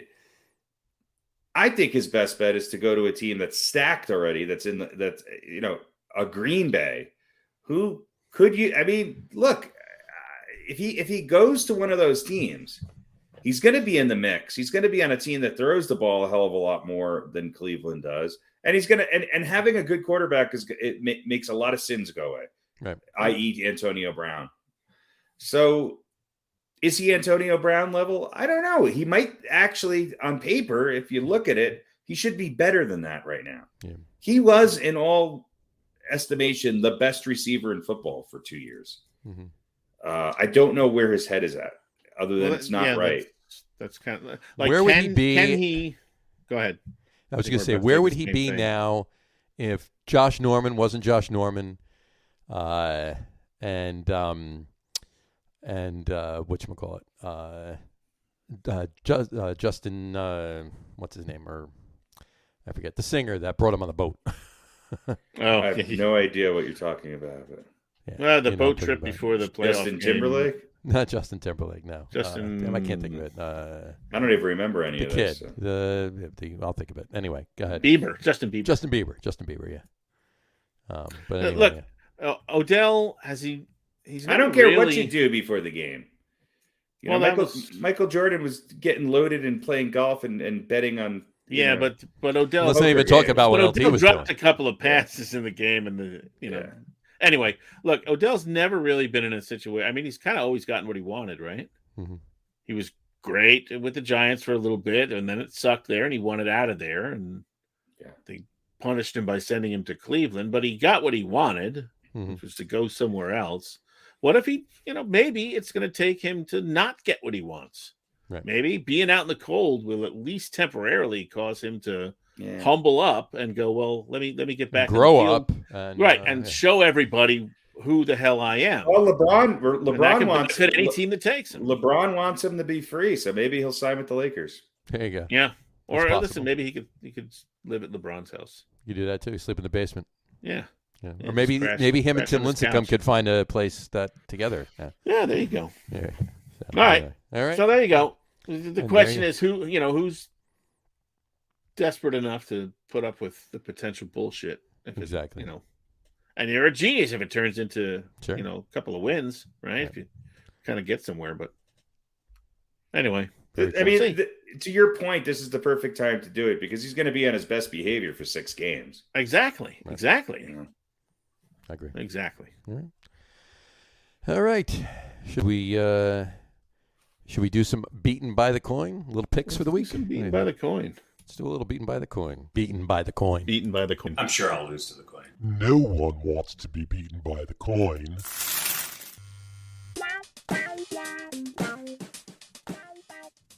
Yeah. Well, it was an interesting week last week. Back to our regular 5 games picked, and you two guys, well, nobody really did badly. No. John was 3-2. Harry, you were 2-3. Cleveland let you down in that Steelers Browns game. I thought I picked Pittsburgh. Nope. I mean, I didn't? Nope. Oh, wow. I was excited because Pittsburgh won. I thought I picked Pittsburgh. I wrote down Pittsburgh. Did you? Yeah. Did I get that wrong? I don't know. I don't know. We'll have to go back to the videotape and check it out. Yeah. All right. Maybe I did pick Cleveland. I could have written it wrong. It's fine. I could have too. I was looking at the game now going, oh, wow. Okay, I got this one. All right. Well, either you're tied with John or you're a game ahead of John. All right. Whatever. And I got... so you guys are both right now 23-18, or perhaps Harry 24-18. I'm 25-16 after a 3-2 week. The coin went 2-3. Look at that. Now 5 games under 500. Look, the coin looked brilliant with their pick of the Jets. Yep. And not so good with some of their other picks. Exactly. So there we go. There you go. All right. But we all lost with Arizona. We all lost except for the coin with Cincinnati. Mm-hmm. It was ugly. Mm-hmm. It was ugly. It was. So that's the couple story. upsets, a couple big upsets. Yeah. So now heading into week 9, which is, I guess, technically the halfway point, right? This is 8 and a half. After this week, we're halfway because there's 18 weeks in the season this year. So. Yeah. So first up is them New York Jetses against the Indianapolis Coltses. Mm-hmm. And I don't know if Mike White's got enough magic for a second win in a row. And the Jets are stupid. They don't know what to do with them. So I'm going to take Indiana. I'm gonna have to concur with you on that one. I mean, if we were talking before, if we were talking that we pick these not winning outright, but we go up points, that'd be a different story. But if 10.5, take the Jets, but we don't pick points, so I'm going with the Colts. Indianapolis. I'm taking Indianapolis. So. Harry?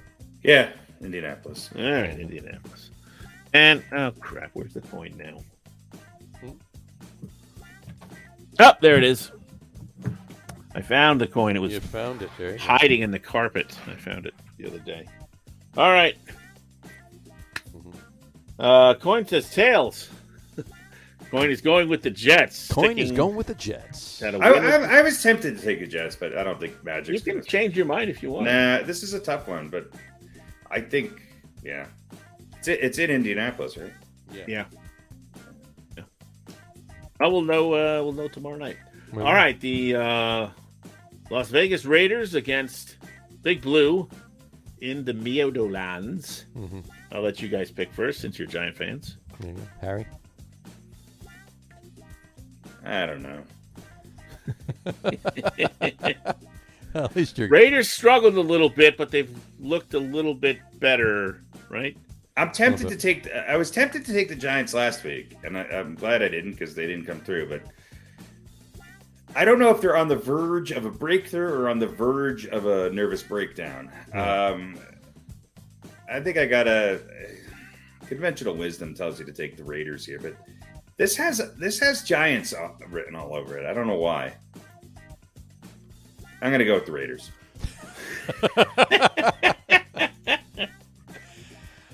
I concur 100% with Harry, but I'm actually going to take the Giants. All right. So, I think I'm going to regret that one, but I'm going to stick with the Raiders. All right. So 2 for the Raiders. No, I'm taking the Giants. Oh, sorry. What? I said I he changed my vote for me. I got to figure out how to shut off the auto play because every time I open up a new window, there's a fucking video that plays, and it's this goddamn loud as opposed to normal volumes. Well, luckily it plays in your headphones. Yeah, in my headphones, and so I can't hear what you guys are saying. So when you see me go, that means I opened up a new web page. There you go. Say it. Harry's taking the Raiders. I'm taking the Giants. You're taking the Giants. I'm tempted to take the Giants, but I won't. I think the Raiders are going to win this one. All right. What does the coin say? Mr. Washington says heads, so he likes the home team. There you go. I mean, the Raiders are 5-2. They are. They started out like gangbusters, though. Yeah. All right. So they've won 2 in a row. Right. Yeah. In a game that we before today probably wouldn't have put on the slate. Mm-hmm. But now with Aaron Rodgers being out and Jordan Love getting to show his wonderfulness against a Kansas City team that is anyone convinced that they're any better than we thought they were before they played the Giants? I'm not. No. They're not good. They're not a good team. Not that, Oh, they're 4-4. Yeah, they're 4-4, but they have 1 less win than the Raiders. Mm-hmm. Yeah. 2 less losses, something like that. They're not I don't know. They're not the KC of old. No. Harry, you want to pick this one? Apparently no. This is a tough one. My gut tells me to stick with the Packers, although I think I've been reveling in the shittiness of the Kansas City Chiefs, so it's probably going to come back and bite me. If you lived in Denver, you'd understand why you hate the Chiefs, because there's just so many Chiefs fans here. Although there's just as many Packers fans, so this is going to be one of the ones that you don't want to go out to the bars to watch. Right. Look, I think this is an actual toss-up, but I think the Packers are going to have to prove something here, much like the way the Jets played with the backup. I think this might rally their defense a little bit, and I think the Packers win this game. 2 for the Packers. 2 for the Packers. All right. Yeah. Look, the Chiefs were the Chiefs almost lost to the Giants, and yeah, I know the Giants are better than the record.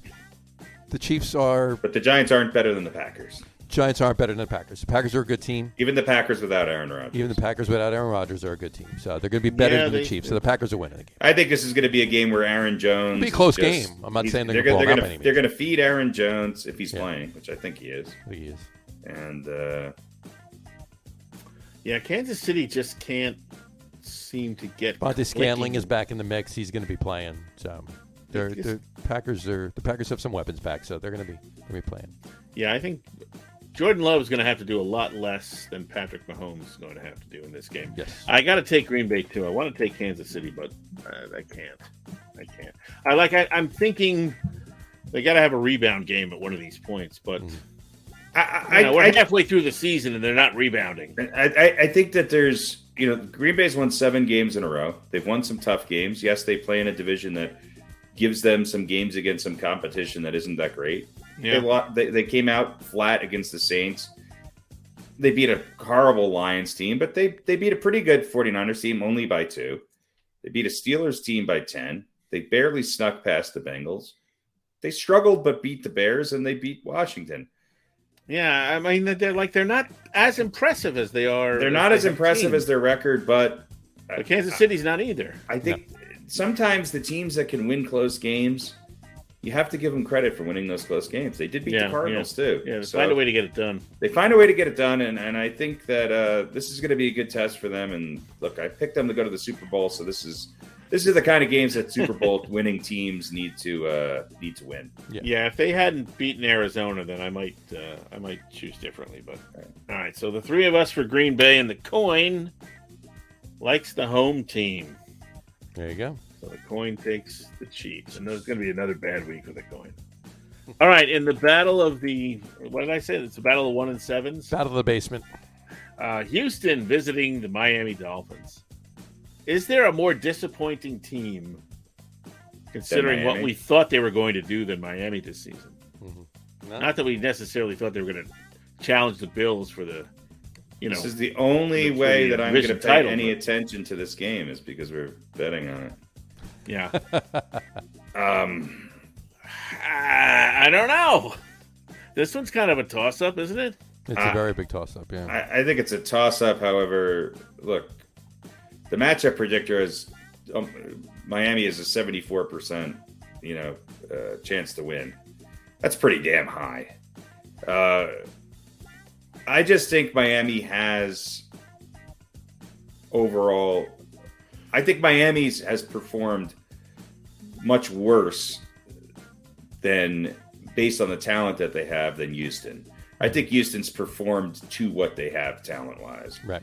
And because of that, I think this is a game where maybe Miami sucks it up and says, hey, look, we don't want to lose to Houston. So maybe that you get some decent performances out of some of these guys. I'm going to take the Dolphins at home. It's the only reason why I'm taking them, I think, too, is because it's a home game. And I think that does matter a little bit in Miami. Well, you kind of hit the nail on the head for me, too, because, this game is such a toss-up that I think whoever the home team is that's what you got to go with. The Texans, scored 22 points on the Rams last week. But, there was also, a lot of it was, them just, giving it up later or whatever. But, I'm going to go with the Dolphins, too. Yeah, the Texans are not a good team. The Dolphins are a better team. Dolphins are a better team. They're just playing below their potential. But still, they're 1-7. That's, They get their second win this week. That's a pretty lousy. But Tagovailoa is still out, right? No Tua. I thought Tua was playing this week. Or is he back? I don't know. Pretty sure. Yeah. I got to look at that because I was going to take I was going to take Houston, but not if. Yeah, Tua played last week. Did he? Yep. Yeah, Tua's back. Oh, all right. No touchdowns, 1 interception. You know what? I'm going to take Houston anyway. All right. Why not? Shake it up. Why the hell not? I got a 2-game lead. Might as well squander it. Coin says heads. They like Miami, so there you go. I don't know, limb with that one. And lastly but not leastly, the Clippers versus Philly. The Clippers versus Philly. So that would be the Chargers against the Eagles in Philly. And I will take the Chargers. I'm taking the Chargers.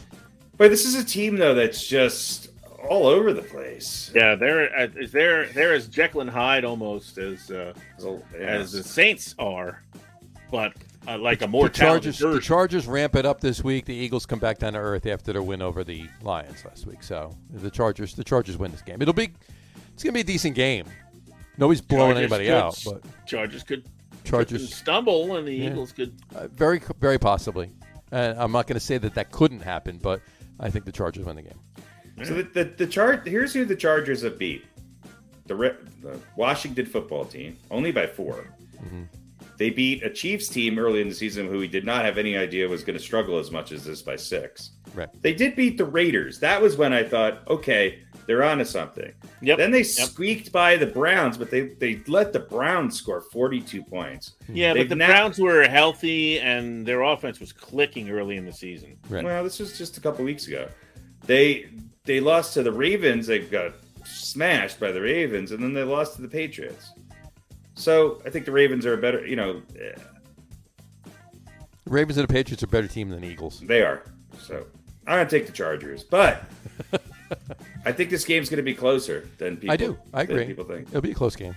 I don't. Yeah. I think the Eagles are starting to play decent on the defensive side of things. Yeah, they are. So I think this is going to be a 1-score game, but I'll take the Chargers. Chargers don't win this. I think the Chargers are looking at maybe the most disappointing season moving forward here because they got to make up some ground. Yep. All right. Let's see what the coin says. Coin says heads. They like the home team. Yeah. So there we go. Coin going with the Eagles. So the coin is taking the Jets. the Giants, KC, Miami, and Philly. There you go. So maybe a 1-4 week for the old coin. Or 5-0. Possibly be. Or 5-0. Yeah. We go 4-1. It would suck for us if it goes 5-0. Yeah. Yeah. All right. Well, there you go. Beaten by the coin for this week. Beaten by the coin. All right. Beautiful. Look at that. All righty. So that must mean that we're done. Time for the marathon segment. It's time for the marathon segment. We're halfway through the show now. Well, listen. Oh, well, this is 10 actually, right? This is a 10. So it's 10 time out of 10. It's time for our top 10 list. Our top 10 list this week, as we've been doing teams, we're going around the league doing teams, and as you can tell from my jersey and cap tonight, this week's top 10 list is top 10 Oakland, LA, Las Vegas Raiders of all times. There you go. Had to put them all in there because, obviously there's no Las Vegas Raiders on this list, so nope. Safe to say, but it's their name. So top 10 Oakland, LA, Las Vegas Raiders, top 10 Raiders of all time. There we go. And we actually, as Pete just alluded to, we actually do have 10 tonight. So that should cut down sometime. That should cut down a little. We skip their middle names and what high school they went to. We can get this. We get it done in an hour. In under 20 minutes. All right. So let's get it started. We'll kick it off with number 10. Number 10 is going to be Mr. Ted Hendricks. Theodore Paul Hendricks, to be exact. There you go. Stork. Yep. The Mad Stork. Mad Stork. Oh. I didn't know that till I looked it up. The Mad Stork. Yes, absolutely. Stork. There you go. He was drafted in 1969, the second round, pick 15 overall, by the Baltimore Colts. He played for 5 seasons with the Colts, played for 1 season with the Packers, and then he finished out his career for 9 years, with the Oakland/Los Angeles Raiders. 4-time Super Bowl champion. He won Super Bowl 5 with the Colts, and then, of course, he won 3 Super Bowls with the Raiders. 8-time Pro Bowler, 4-time first-team All-Pro, 2-time second-team All-Pro. Remember the 75th anniversary team, the 100th anniversary team. First-team NFL 1970s All-Decade team, first-team NFL 1980s All-Decade team. He's in the Baltimore Ravens Ring of Honor. So, they don't have that much to celebrate, really. Why is he? Did he play for the? Well, he played for the Colts, so I'm not sure if that means anything. How many years did he play for the Colts? He played for 5 seasons with the Colts. So, I don't know if that has anything to do with it. I'll have to dive into it while you guys are talking to find out why he's in the Baltimore Ravens Ring of Honor. But he was, he's also in the College Football Hall of Fame, and of course, he's in the Pro Football Hall of Fame. He 60.5 quarterback sacks for his career, 26 interceptions, and 4 safeties. Outside linebacker he was. Ted Hendricks, number 10 on our list tonight. Guys? I mean, he was great. He's definitely the 10th best Raider of all time. This is true. He was kind of a physical anomaly at the time. You know, you didn't really have guys of his size playing linebacker, and he was pretty disruptive, that's for sure, especially in the passing game. Mm-hmm. And I mean, did he lead the league in tackles like 4 years in a row or something like that? I believe so. Yeah. I mean, he's I think he gets kind of lost in the mix a little bit, and I'm surprised he's not maybe even a little higher on this list. But he's one of the best defensive players the Raiders have certainly had. Sure, probably a top 10 all-time linebacker. Yeah, he is. He won the Bronco Nagurski Legends Award in 2008 as well. Yeah. So. Yeah, he was part of those Raiders years when no matter who your favorite team was, your team was. Mm-hmm. You know, in particular, if they weren't having a good season, you could just kind of be a Raiders fan. You know what I mean? A lot of people were. Yeah, you could love the silver and black, and he was such a character, right, and so good, right, and unusual. Right? He was, how tall was he? 7'4" or whatever he was. He's 6'9". Yeah, 6'9". So he stood out. As a presence on the field. He was big for a linebacker. He was 8'12". Well, he was 6'7", not 6'9", but he was a short. He was a short center, but a tall power forward. Right, yeah. Exactly. So I don't know. He was just a memorable guy and a great nickname. I mean, at 7'2", how could you not be memorable? This is true. You got your you stand next to Yao Ming and you look him in the eye, and right, he coached Yao Ming. He did. Well, sure, he did in soccer, in the AAU leagues. Right. I got the reason for it. The Baltimore Ravens Ring of Honor is a display encircling the field of M&T Bank Stadium in Baltimore, Maryland, honoring former players and personnel who have made outstanding contributions to the Baltimore Ravens and the Baltimore Colts football organizations. So there you go. Yeah. That is why, since he was on the Colts and won the Super Bowl with him, he's in the Ravens Ring of Honor. Yeah, so it's a Baltimore thing, not a team thing. Yeah, Raymond Berry is in there. Right. Gino Marchetti, Art Donovan. Yeah. And surprisingly, Art Modell. Gina Davis? What did you say? How does Art Modell? Gina Davis is... Gina Davis is... Well, he brought... Art Modell's responsible for bringing a Super Bowl to... another Super Bowl to Baltimore. So yeah, he's also responsible for sneaking the team out of town. But Baltimore doesn't give a shit about that. That was Indianapolis. No, he's not in there. Cleveland. I mean, Cleveland, yeah. So there you go. Anyway, Theodore Paul Hendricks, Ted Hendricks, the Mad Stork, number 10 on our list tonight. All right, moving on to number 9. Number 9 is going to be Mr. Fred Biletnikoff, Frederick S. Biletnikoff. Couldn't tell you what the S is. Just an S. Maybe it's like Harry S. Truman. Doesn't stand for anything. Anyway, wide receiver for the Oakland Raiders. Was drafted by the Oakland Raiders with the 11th pick overall in the second round of the AFL draft in 1965. Also drafted in the NFL draft, but obviously opted for the Raiders. Played for the Raiders from 1965 to 1978. And then in 1980, he played for the Montreal Alouettes. So, but he was actually a coach as well. Pardon me 1 second. Sorry about that. In Montreal and a number of other places as well. One of those years, didn't they? Yeah. So Super Bowl champion for Super Bowl 11, Super Bowl MVP in Super Bowl 11 as well. First team All-Pro in 72, 4-time Pro Bowler, NFL receptions leader in 71. AFL champion in 67, of course. 2-time AFL All-Star, 67-69. First team All-AFL in 69. And, of course, he is also in the Pro Football Hall of Fame. His career stats, receptions 589. Receiving yards 8,974. 15.2 yards per reception. And 76 receiving touchdowns.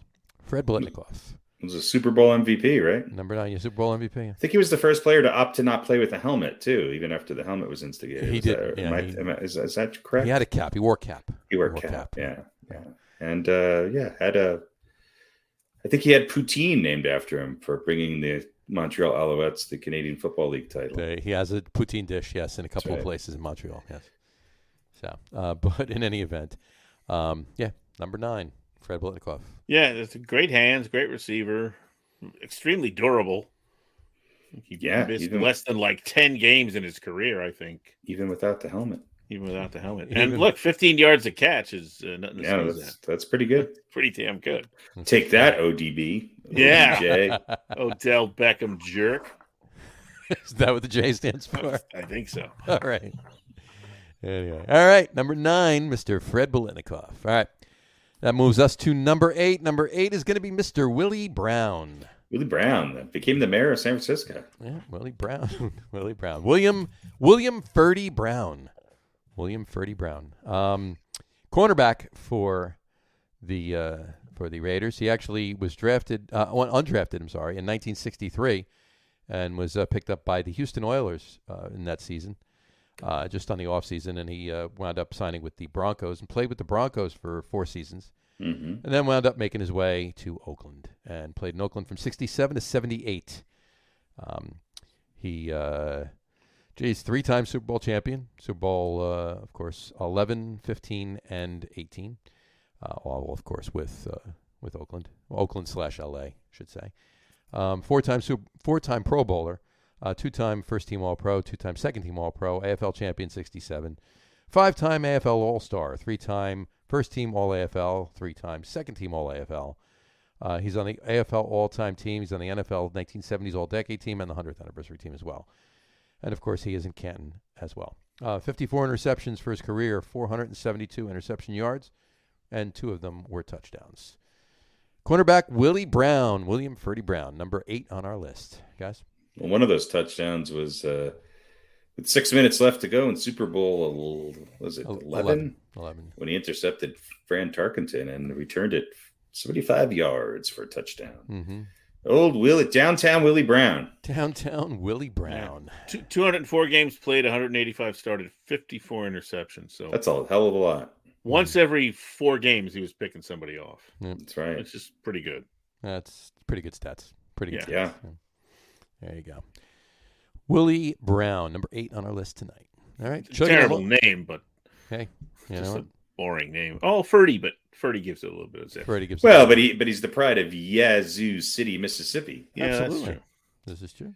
Right. Which I think has changed their name since then. But since then, he just passed away a couple of years ago. I did not know that.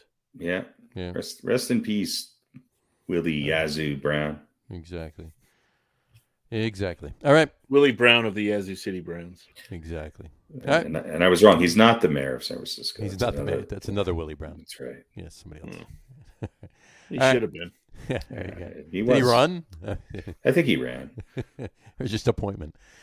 All right.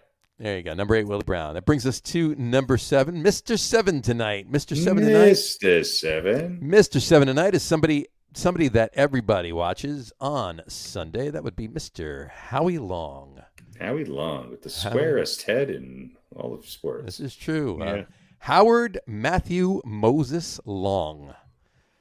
Howie Long was drafted in 1981, round number 2, pick 48 overall by the Oakland/Los Angeles Raiders. Played, actually, then it was the Los Angeles Raiders. They went back to Oakland before he retired. 81 to 93 played with the Raiders. That's 13 seasons.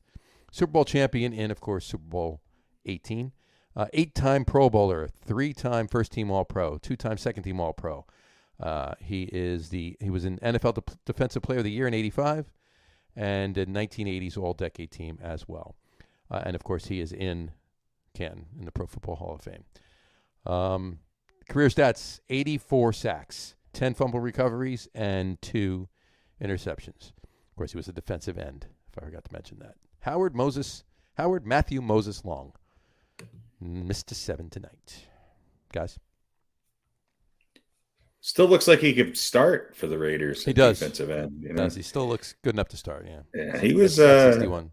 He was an 8-time Pro Bowler. I mean, that's, as a lineman on either side, that says a lot. That's hard to do. And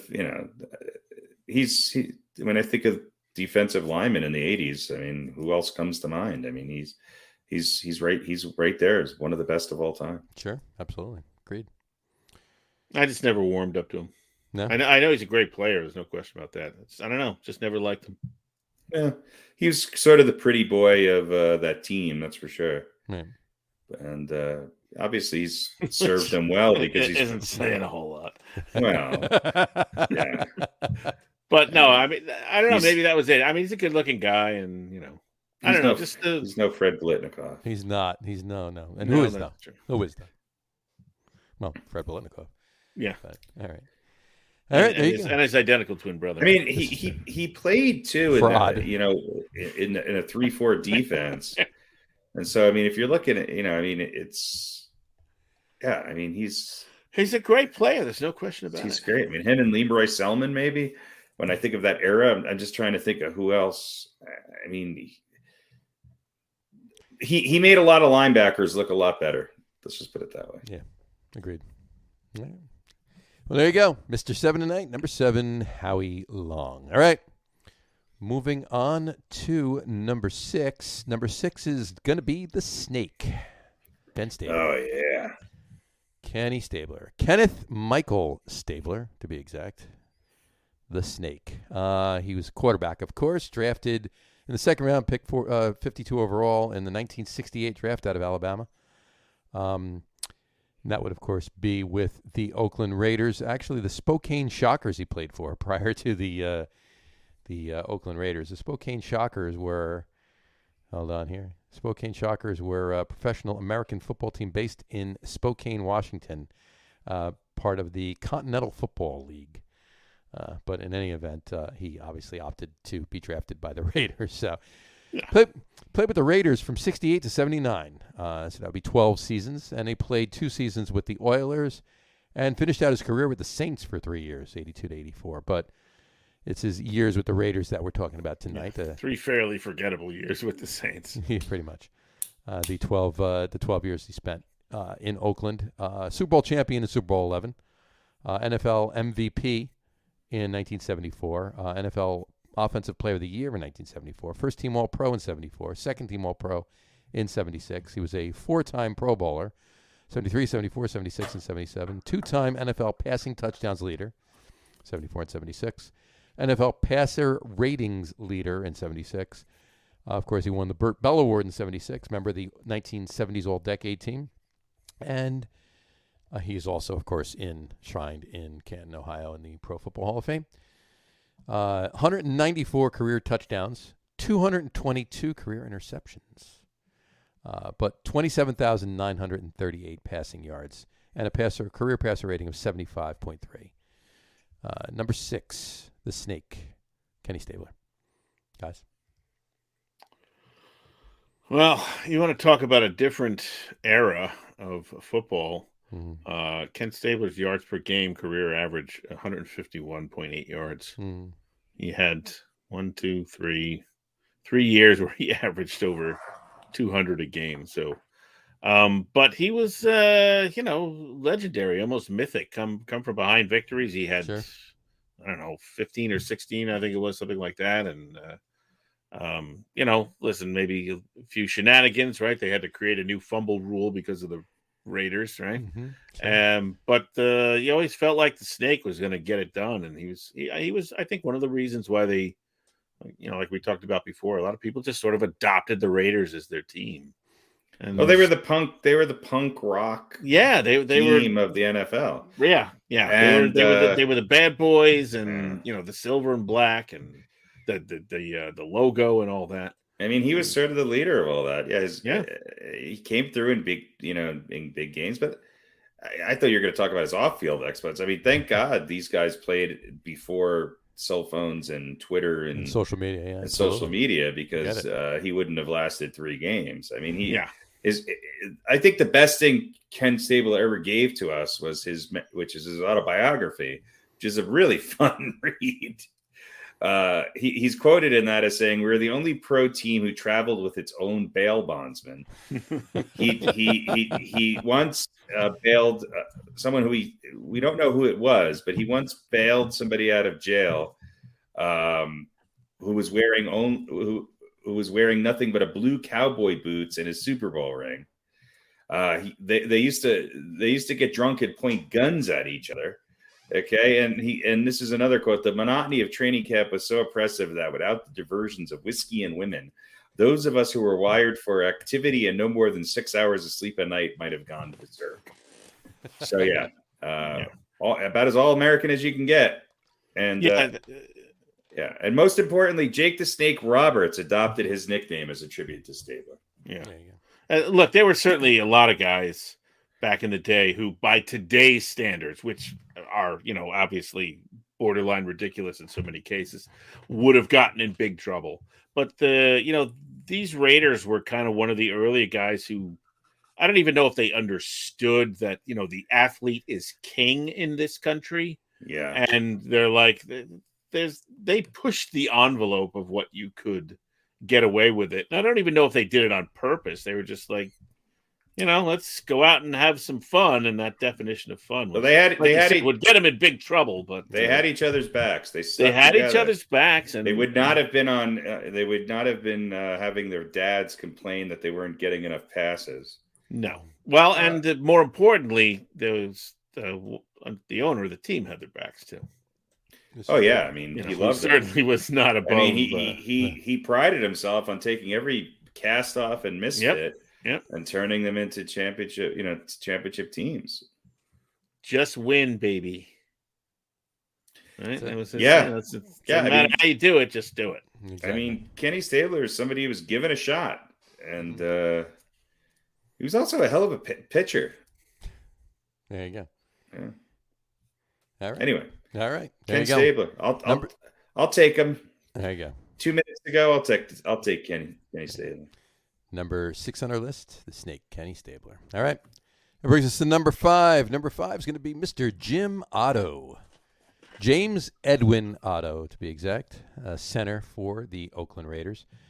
Drafted in the second round of the 1960 draft out of Miami by the Oakland Raiders. Played 15 seasons, 1960 through 1974. He played a long time. Yeah, 15 seasons at center for the Raiders. 2-time first-team All-Pro, second-team All-Pro in 72. 3-time Pro Bowler, member of the 100th anniversary all-time team. AFL champion in 67. 9-time AFL All-Star. So if you couple that together with his Pro Bowl years, he was a 12-time Pro Bowler, if you want to look at it that way. Because obviously AFL personnel didn't go to the NFL Pro Bowl until they merged. And he was a 12-time first team. So 10-time first team All AFL. Yeah, exactly. So he's a 12-time first team All Pro. And then a member of the AFL all-time team as well. And of course he's in Canton. Enshrined in Canton and Pro Football Fame as well. 210 games played, 207 games started, and he had 5 fumble recoveries in those games as well. Number 5, Jim Otto.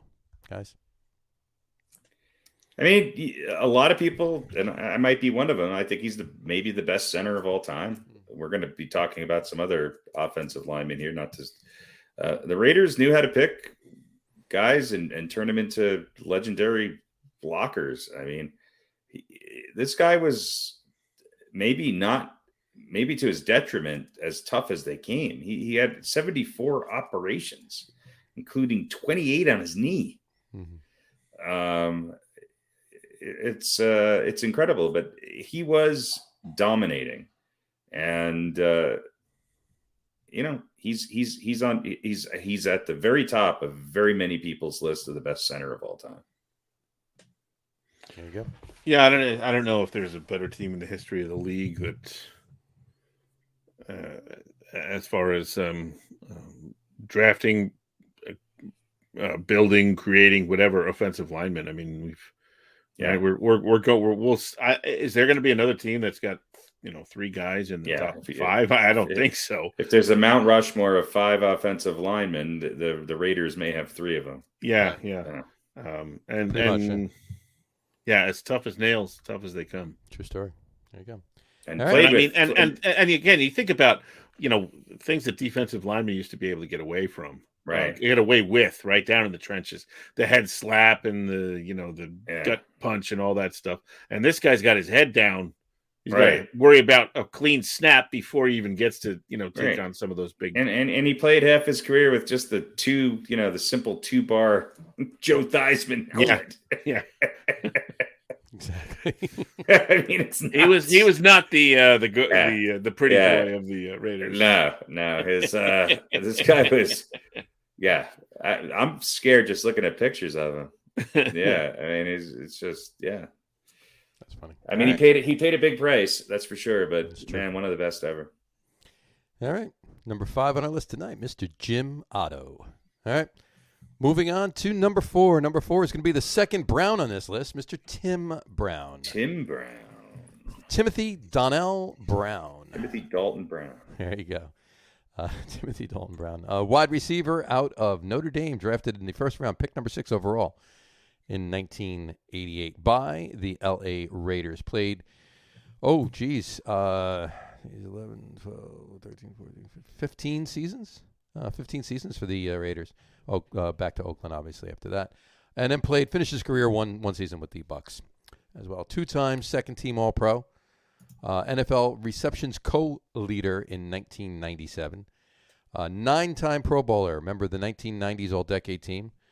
And he won the Heisman Trophy, too, in 1987, as well as the Walter Camp Award and a few others in college. Of course, he's in the College Football Hall of Fame, and he is enshrined in Canton in the Pro Football Hall of Fame as well. Receptions, 1,000 career receptions, 1,094 career receptions, 14,934 receiving yards for his career.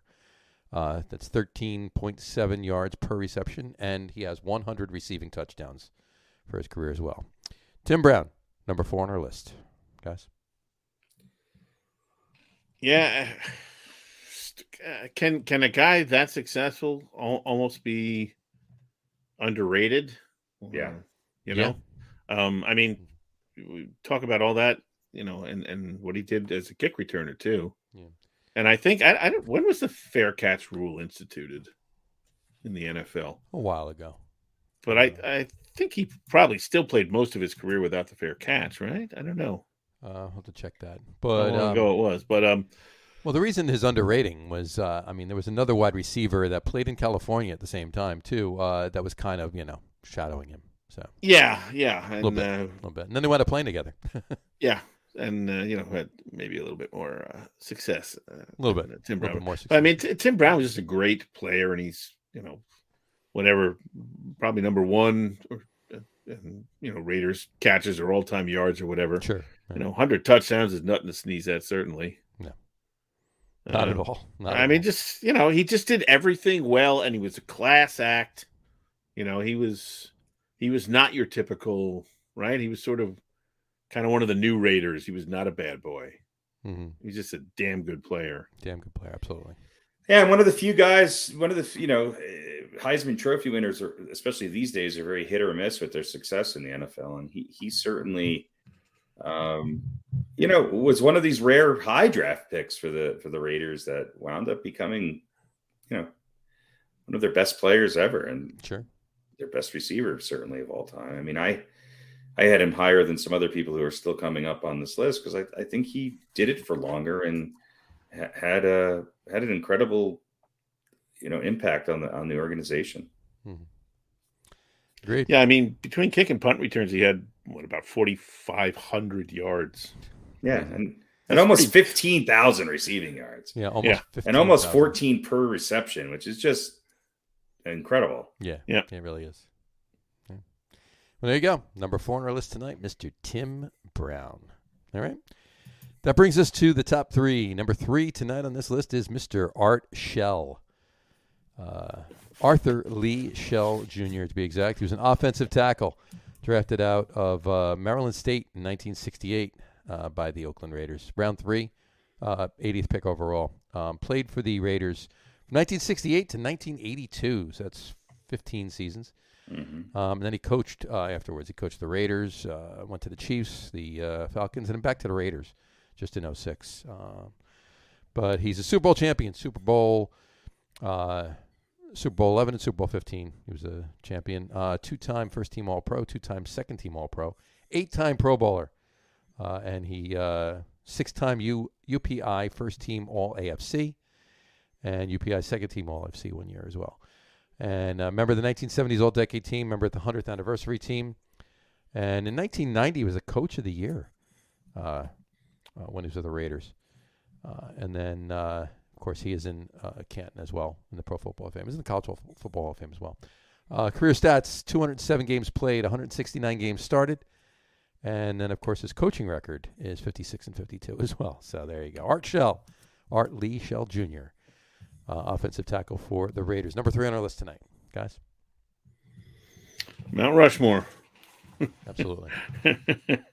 I mean, I think one of us had 1, 2, and 3 on their list. We're all on the offensive line, and this guy was right at the top. And yeah. I was tempted to do that too. I had to put some of the guys that carry and catch the ball in there as well. But Art Shell, greatest Raider ever, maybe. Close to it. He's definitely in the top 3, clearly. Well, I mean, he's sort of the Forrest Gregg of the Raiders. You know, I mean, he's. I think a lot of people will have him, as in the top 5 at least of all-time offensive tackles. And I think a lot of people might have him as number 1. I mean, Anthony Munoz and Art Shell many times get put on that list. I think his longevity at that position again is just really impressive. And since then there may have been some more athletic guys and some guys who have changed the game a little bit. But at the time his size was different. I mean, he was very tall.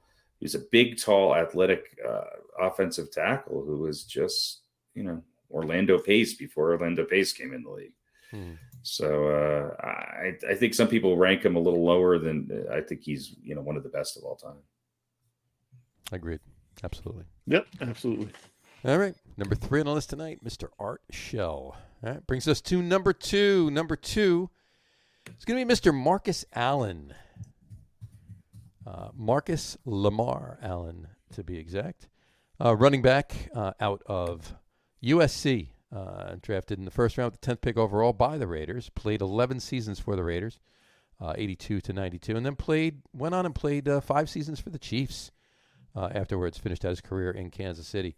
Super Bowl champion from Super Bowl 18. Super Bowl MVP in that Super Bowl as well. He was the NFL MVP in 1985. Offensive Player of the Year in 85 as well. UPI AFC Offensive Player of the Year that same year, 1985. NFL Rookie of the Year in 82. Comeback Player of the Year in 93. 6-time Pro Bowler, 2-time First-Team All-Pro, 1-time Second-Team All-Pro. 2-time NFL rushing touchdowns leader in 82 and in 93. And rushing yards leader as well in 85. He's in the College Football Hall of Fame, and of course he is enshrined in Canton in the Pro Football Hall of Fame as well. Career stats, 12,243 career rushing yards. It's an average of 4.1 yards per carry, 123 rushing touchdowns, and he also had 587 receptions for 5,411 receiving yards and 21 receiving touchdowns as well. Marcus Lamar Allen, number 2 on our list tonight. Guys. Silence. Well, I think for a lot of people who are old enough to remember Marcus Allen, I think he again, a Heisman Trophy winner who had a great resume, sort of this suave, sort of Hollywood type guy in a lot of ways. But he showed up and he played. He was one of the first dual threats, on coming out of the backfield. I think the swing pass to Marcus Allen became their saving grace the year that they won the Super Bowl. And I think he showed up. He had an incredible performance in the Super Bowl. And I think that sort of sealed his fate as, maybe at that time, the best known player in football, for those few years. There's other backs, I think, who have better numbers. But for the years that he was with the Raiders before he went to the Chiefs, he had 3 or 4 years there in a row that were just unbelievable. 83 to 85 was just incredible. And he was the Raiders offense for that time. And he just happened to win a Super Bowl along the way. That's true. He has the distinct honor of being the second youngest player on this list, too. Tim Brown being the youngest player on this list. Yeah, hey, he's only 61, right? Something like that. 61, yeah. Tim Brown's 55. God, Tim Brown's 55. Tim Brown's 55, and he's the youngest player on this list, on our Raiders list. How was Tim Brown only, a couple of years older? Well, he started when he was 14. He was in the NFL and was drafted as 14-year-old. Yeah, Marcus Allen did everything well and had a real nose for the goal, for the end zone. He's giving the ball anywhere down close. He was going to find a way to get in. This is true.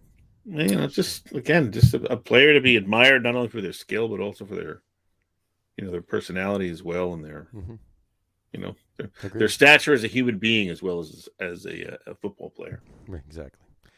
All right. Number 2 on the list tonight, Mr. Marcus Allen. And he made those horrible Redskins look like a bunch of dorks. There you go. In the Super Bowl. So he did. He did that. He did it that. Did they beat Washington or did they beat Philly? Okay. Philly beat them in the Super Bowl, right? Was that what it was? Philly beat the Raiders? Beat Philly too. They beat Philly, and but Marcus Allen wasn't on Philly in the Philly game. No, I don't think so. Marcus Allen wasn't. No, he just. He had left for Kansas City. Yeah, he beat Washington, and he beat Washington in Super Bowl 18. Super Bowl 15 is when they beat Philly. Yeah. Okay, so it was before that. Yeah. It was a couple years before he was there. All right. So, all right. Good for Marcus Allen. All right. That brings us to our number 1 Raider of all time on this top 10 list, and that would be Mr. Gene Upshaw. Gene Upshaw. Holy smokes. Eugene Thurman Upshaw Jr. There you go. He was a guard out of Texas A&M. Drafted in the first round, pick 17 overall in the 67 draft by the Oakland Raiders. Played 15 seasons with the Raiders. He was a two-time Super Bowl champion, Super Bowl 11 and Super Bowl 15. Three-time first-team All-Pro, five-time second-team All-Pro, six-time Pro Bowler. Remember the 70s All-Decade team? The 75th anniversary team, the 100th anniversary team. He was an AFL champion in 67 as well, and he was an AFL All-Star in 68. Two-time first-team All-AFL and one-time second-team All-AFL. He is in Canton in the Pro Football Hall of Fame, and he had 217 games played and 207 games started. Gene Upshaw, number one on our list tonight. Gentlemen? Well, he's the only player in NFL history to reach the Super Bowl in 3 different decades with the same team. Mm-hmm. He's the first guard ever inducted into the Pro Football Hall of Fame. Mm-hmm.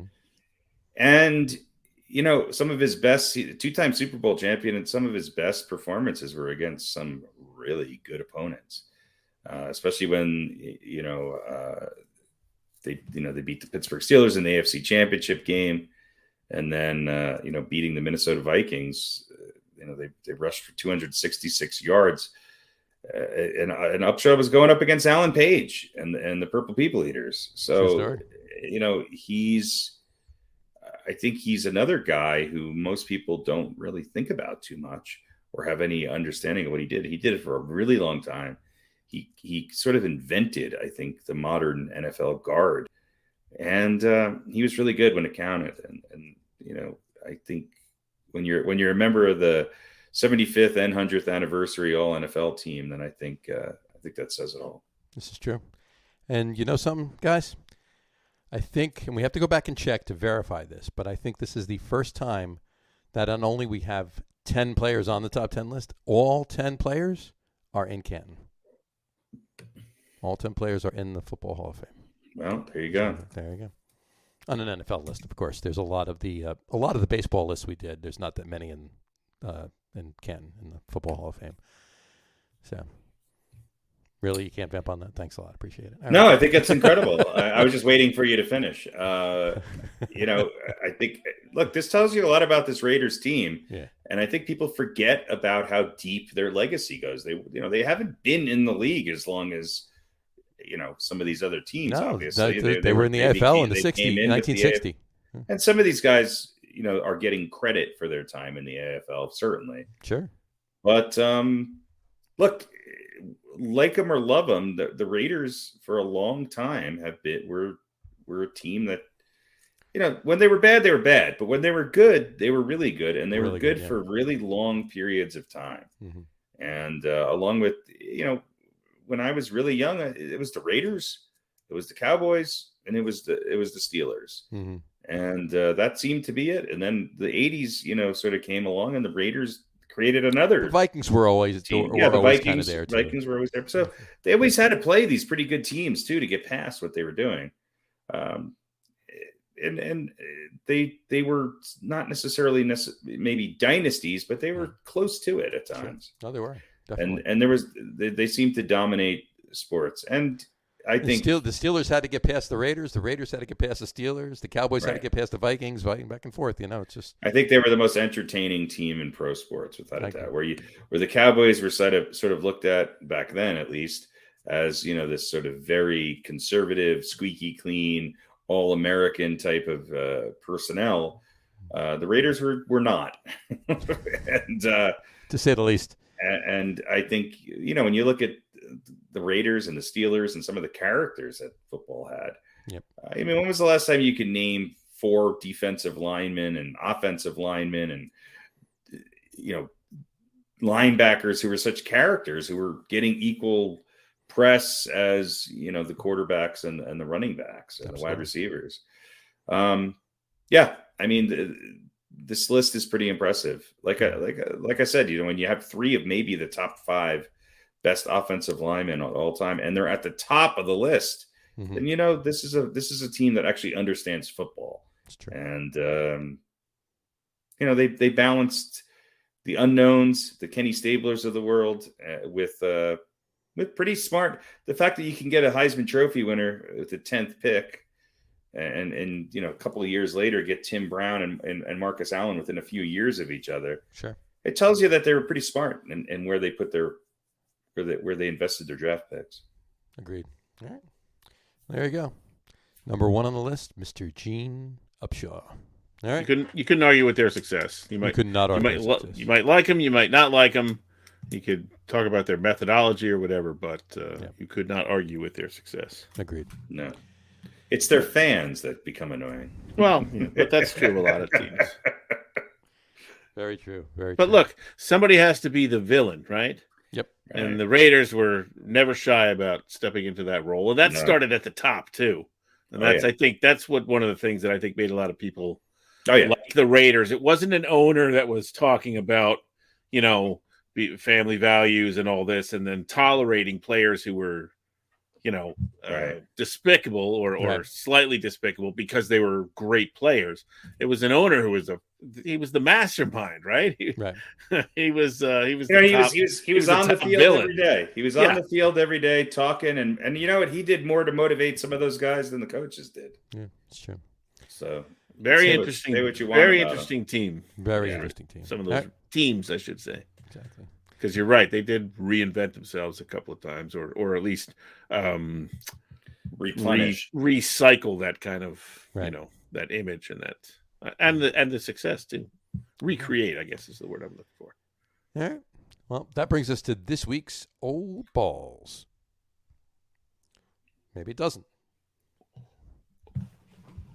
Old Balls. Why doesn't it bring us to this week's Old Balls? I don't know. We'll have to work. Our engineer is having problems. No, I know why it doesn't.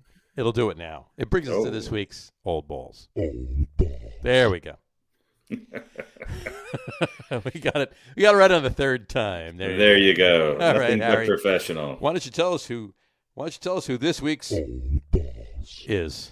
This week's recipient of the coveted Old Balls designation is none other than Mr. Cliff Branch. Entire 14-year NFL career with the Oakland/Los Angeles Raiders. One of the, was a University of Colorado buff up here in Boulder, Colorado, where he was a sprinter and a receiver on the football team. His career, he was a 3-time Super Bowl champion, 4-time Pro Bowler, 3-time first team. He had 501 receptions for almost 9,000 yards and 67 touchdowns.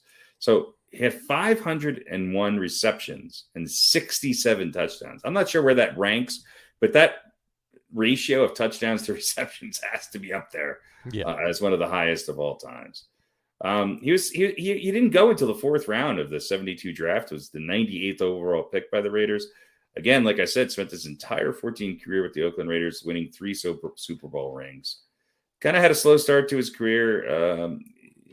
He had a 4-year peak, which resulted in 4 Pro Bowls and 3 All-Pro selections, and a career high of 1,111 yards and 12 touchdowns on 46 catches.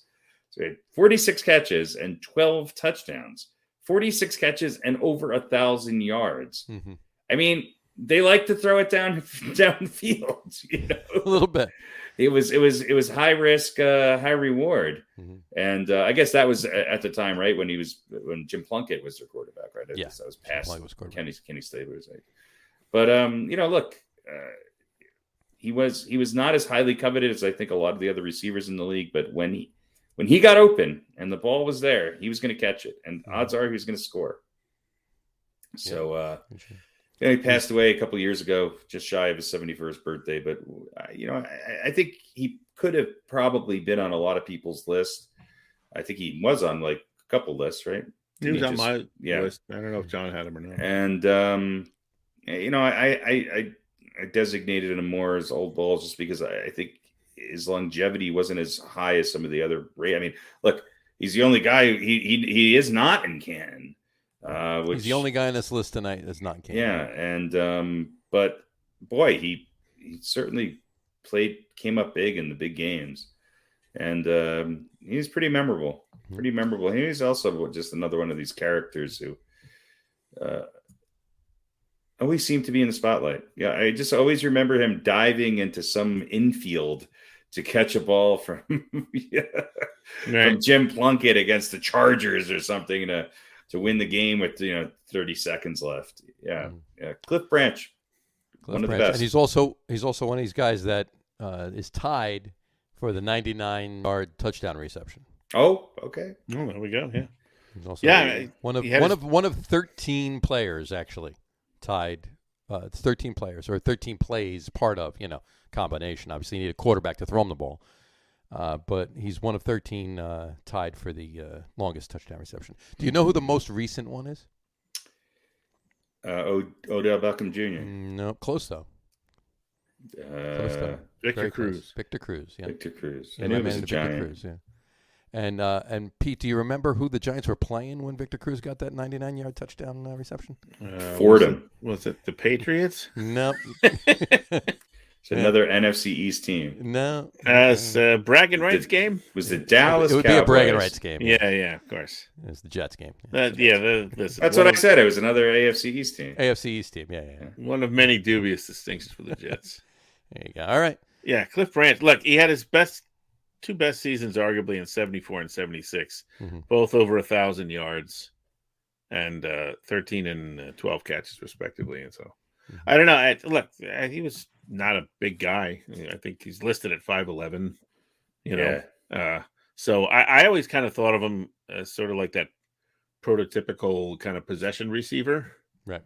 But he was a deep threat. Yeah, but over 17 yards a carry or a catch average is sort of throws that into the trash. But exactly. You're right. That image of him diving into dirt, to catch the ball when it was an inch and a half off the ground, Right. He would dive into the stands to catch a ball if he had to. Cliff Branch. There you go. All right. This week's Old Balls. Cliff Branch. All right. Very good. All right. Do we want to talk any basketball yet, or are we good for the moment? Actually, can I just mention one thing, get your guys' opinion? It's football, although it's college football. No, go for it. So it's Nick Rolovich. Rolovich. Former Nicky coach Rolovich of Washington State, Sure. who I guess is now suing the university after they fired him because he refused to get a COVID vaccine. And I guess Washington has a state mandate. It's a state mandate in Washington? Yeah, I think so, yeah. Oh, wow. Let's see. Jay Inslee, who's the governor, required full vaccinations by this past Monday for most state employees. And so he said he was not going to get the vaccine, and they let him go. Here, just a quick little side note here.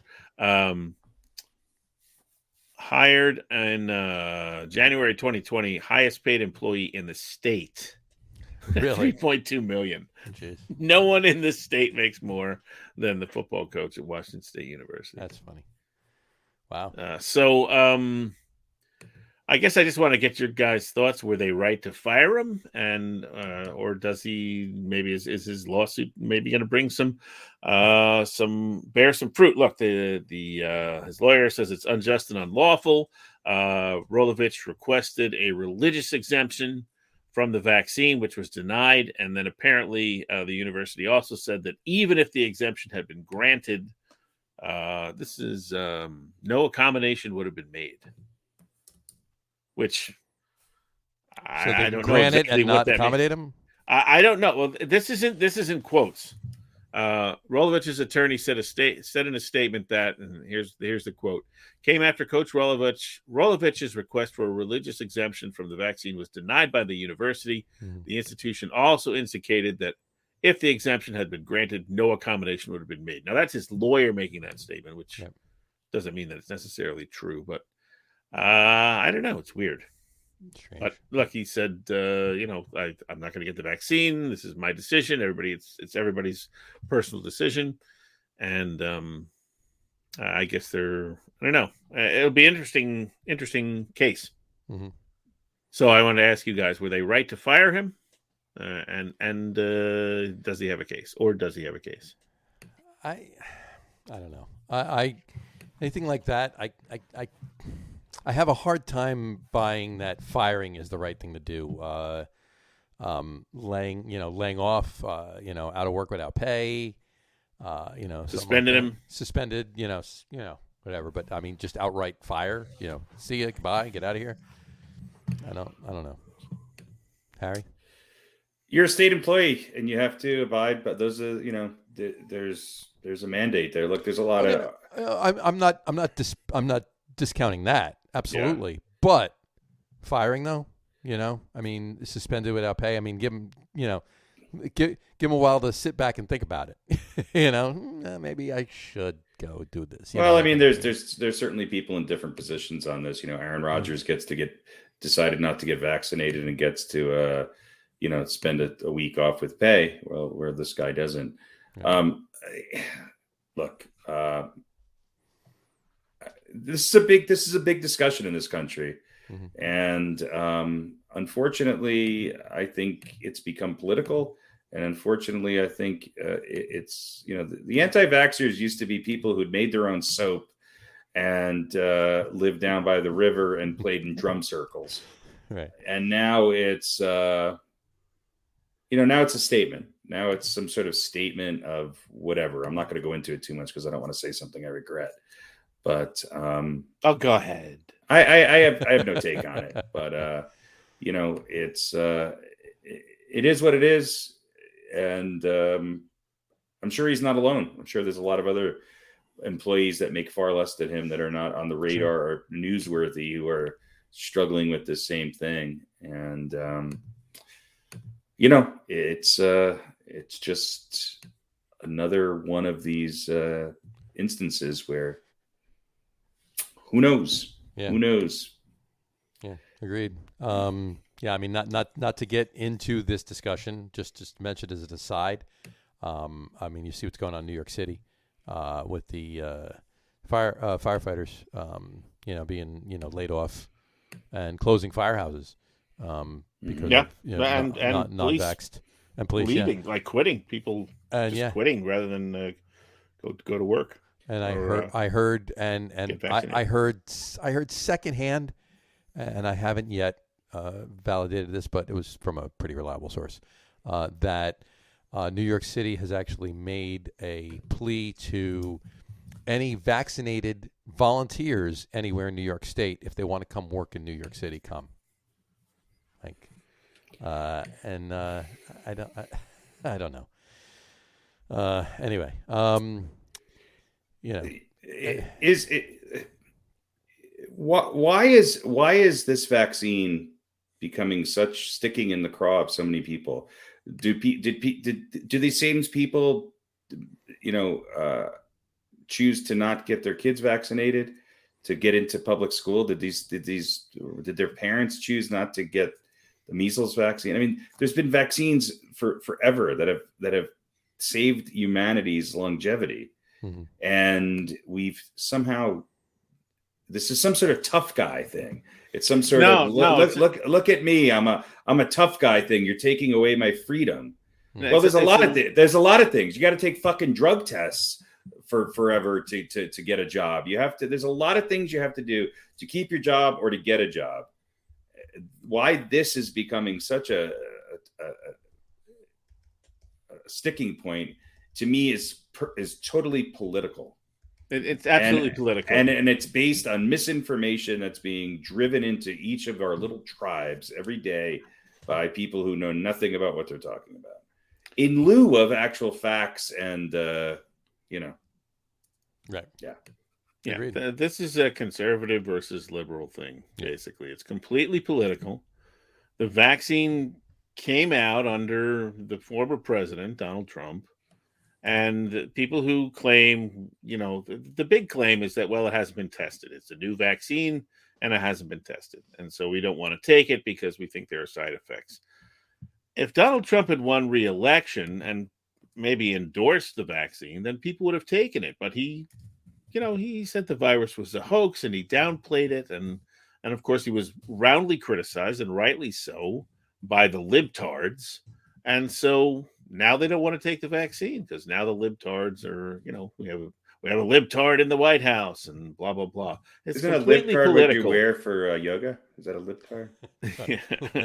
It's got three pairs behind him on the shelf. It's a resistance to them, the other side. It's just a way to show that. And it's unfortunate. It's really unfortunate. Yeah. Well, Now, there's another angle to this lawsuit, though, I think. because the attorney also says that the athletic director had it in for Rolovich maybe as early as last spring, didn't like his deeply held religious beliefs, and has been discriminatory and vindictive in his attitude towards the coach. So they may be fishing for a little bit of cash here, as much as sure, as much as some sort of vindication of his right to endanger the lives of other people, right? Which is really what it comes down to. Yeah.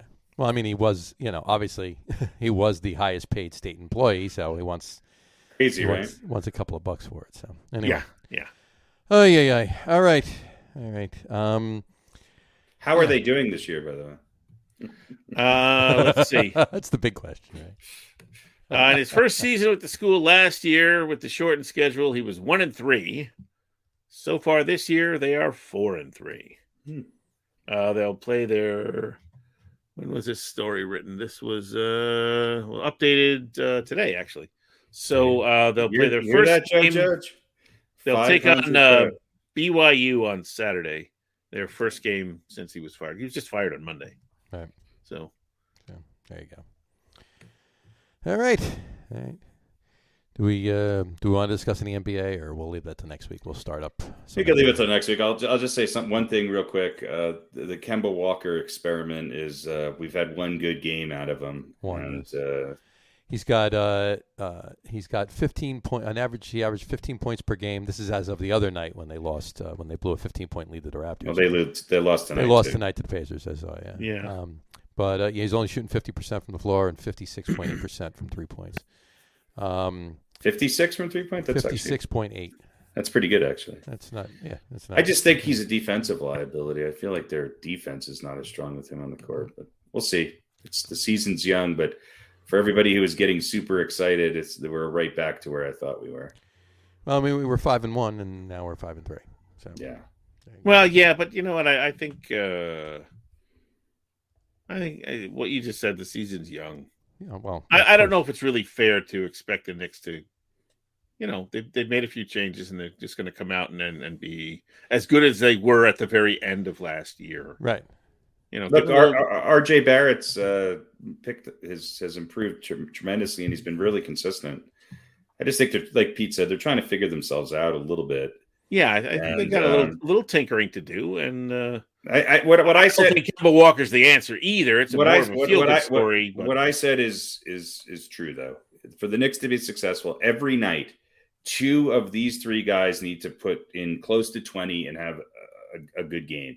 And so it's Barrett, Fournier, or Walker. 2 of those 3 have to have 20 or more for the Knicks to win, and they need to be efficient in how they do it. And we'll see. I mean, I'm not necessarily sure. I still think the Knicks are where they sit.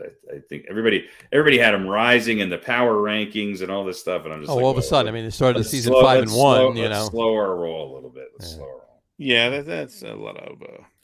But the Nets won tonight. It's true. Yeah, whatever.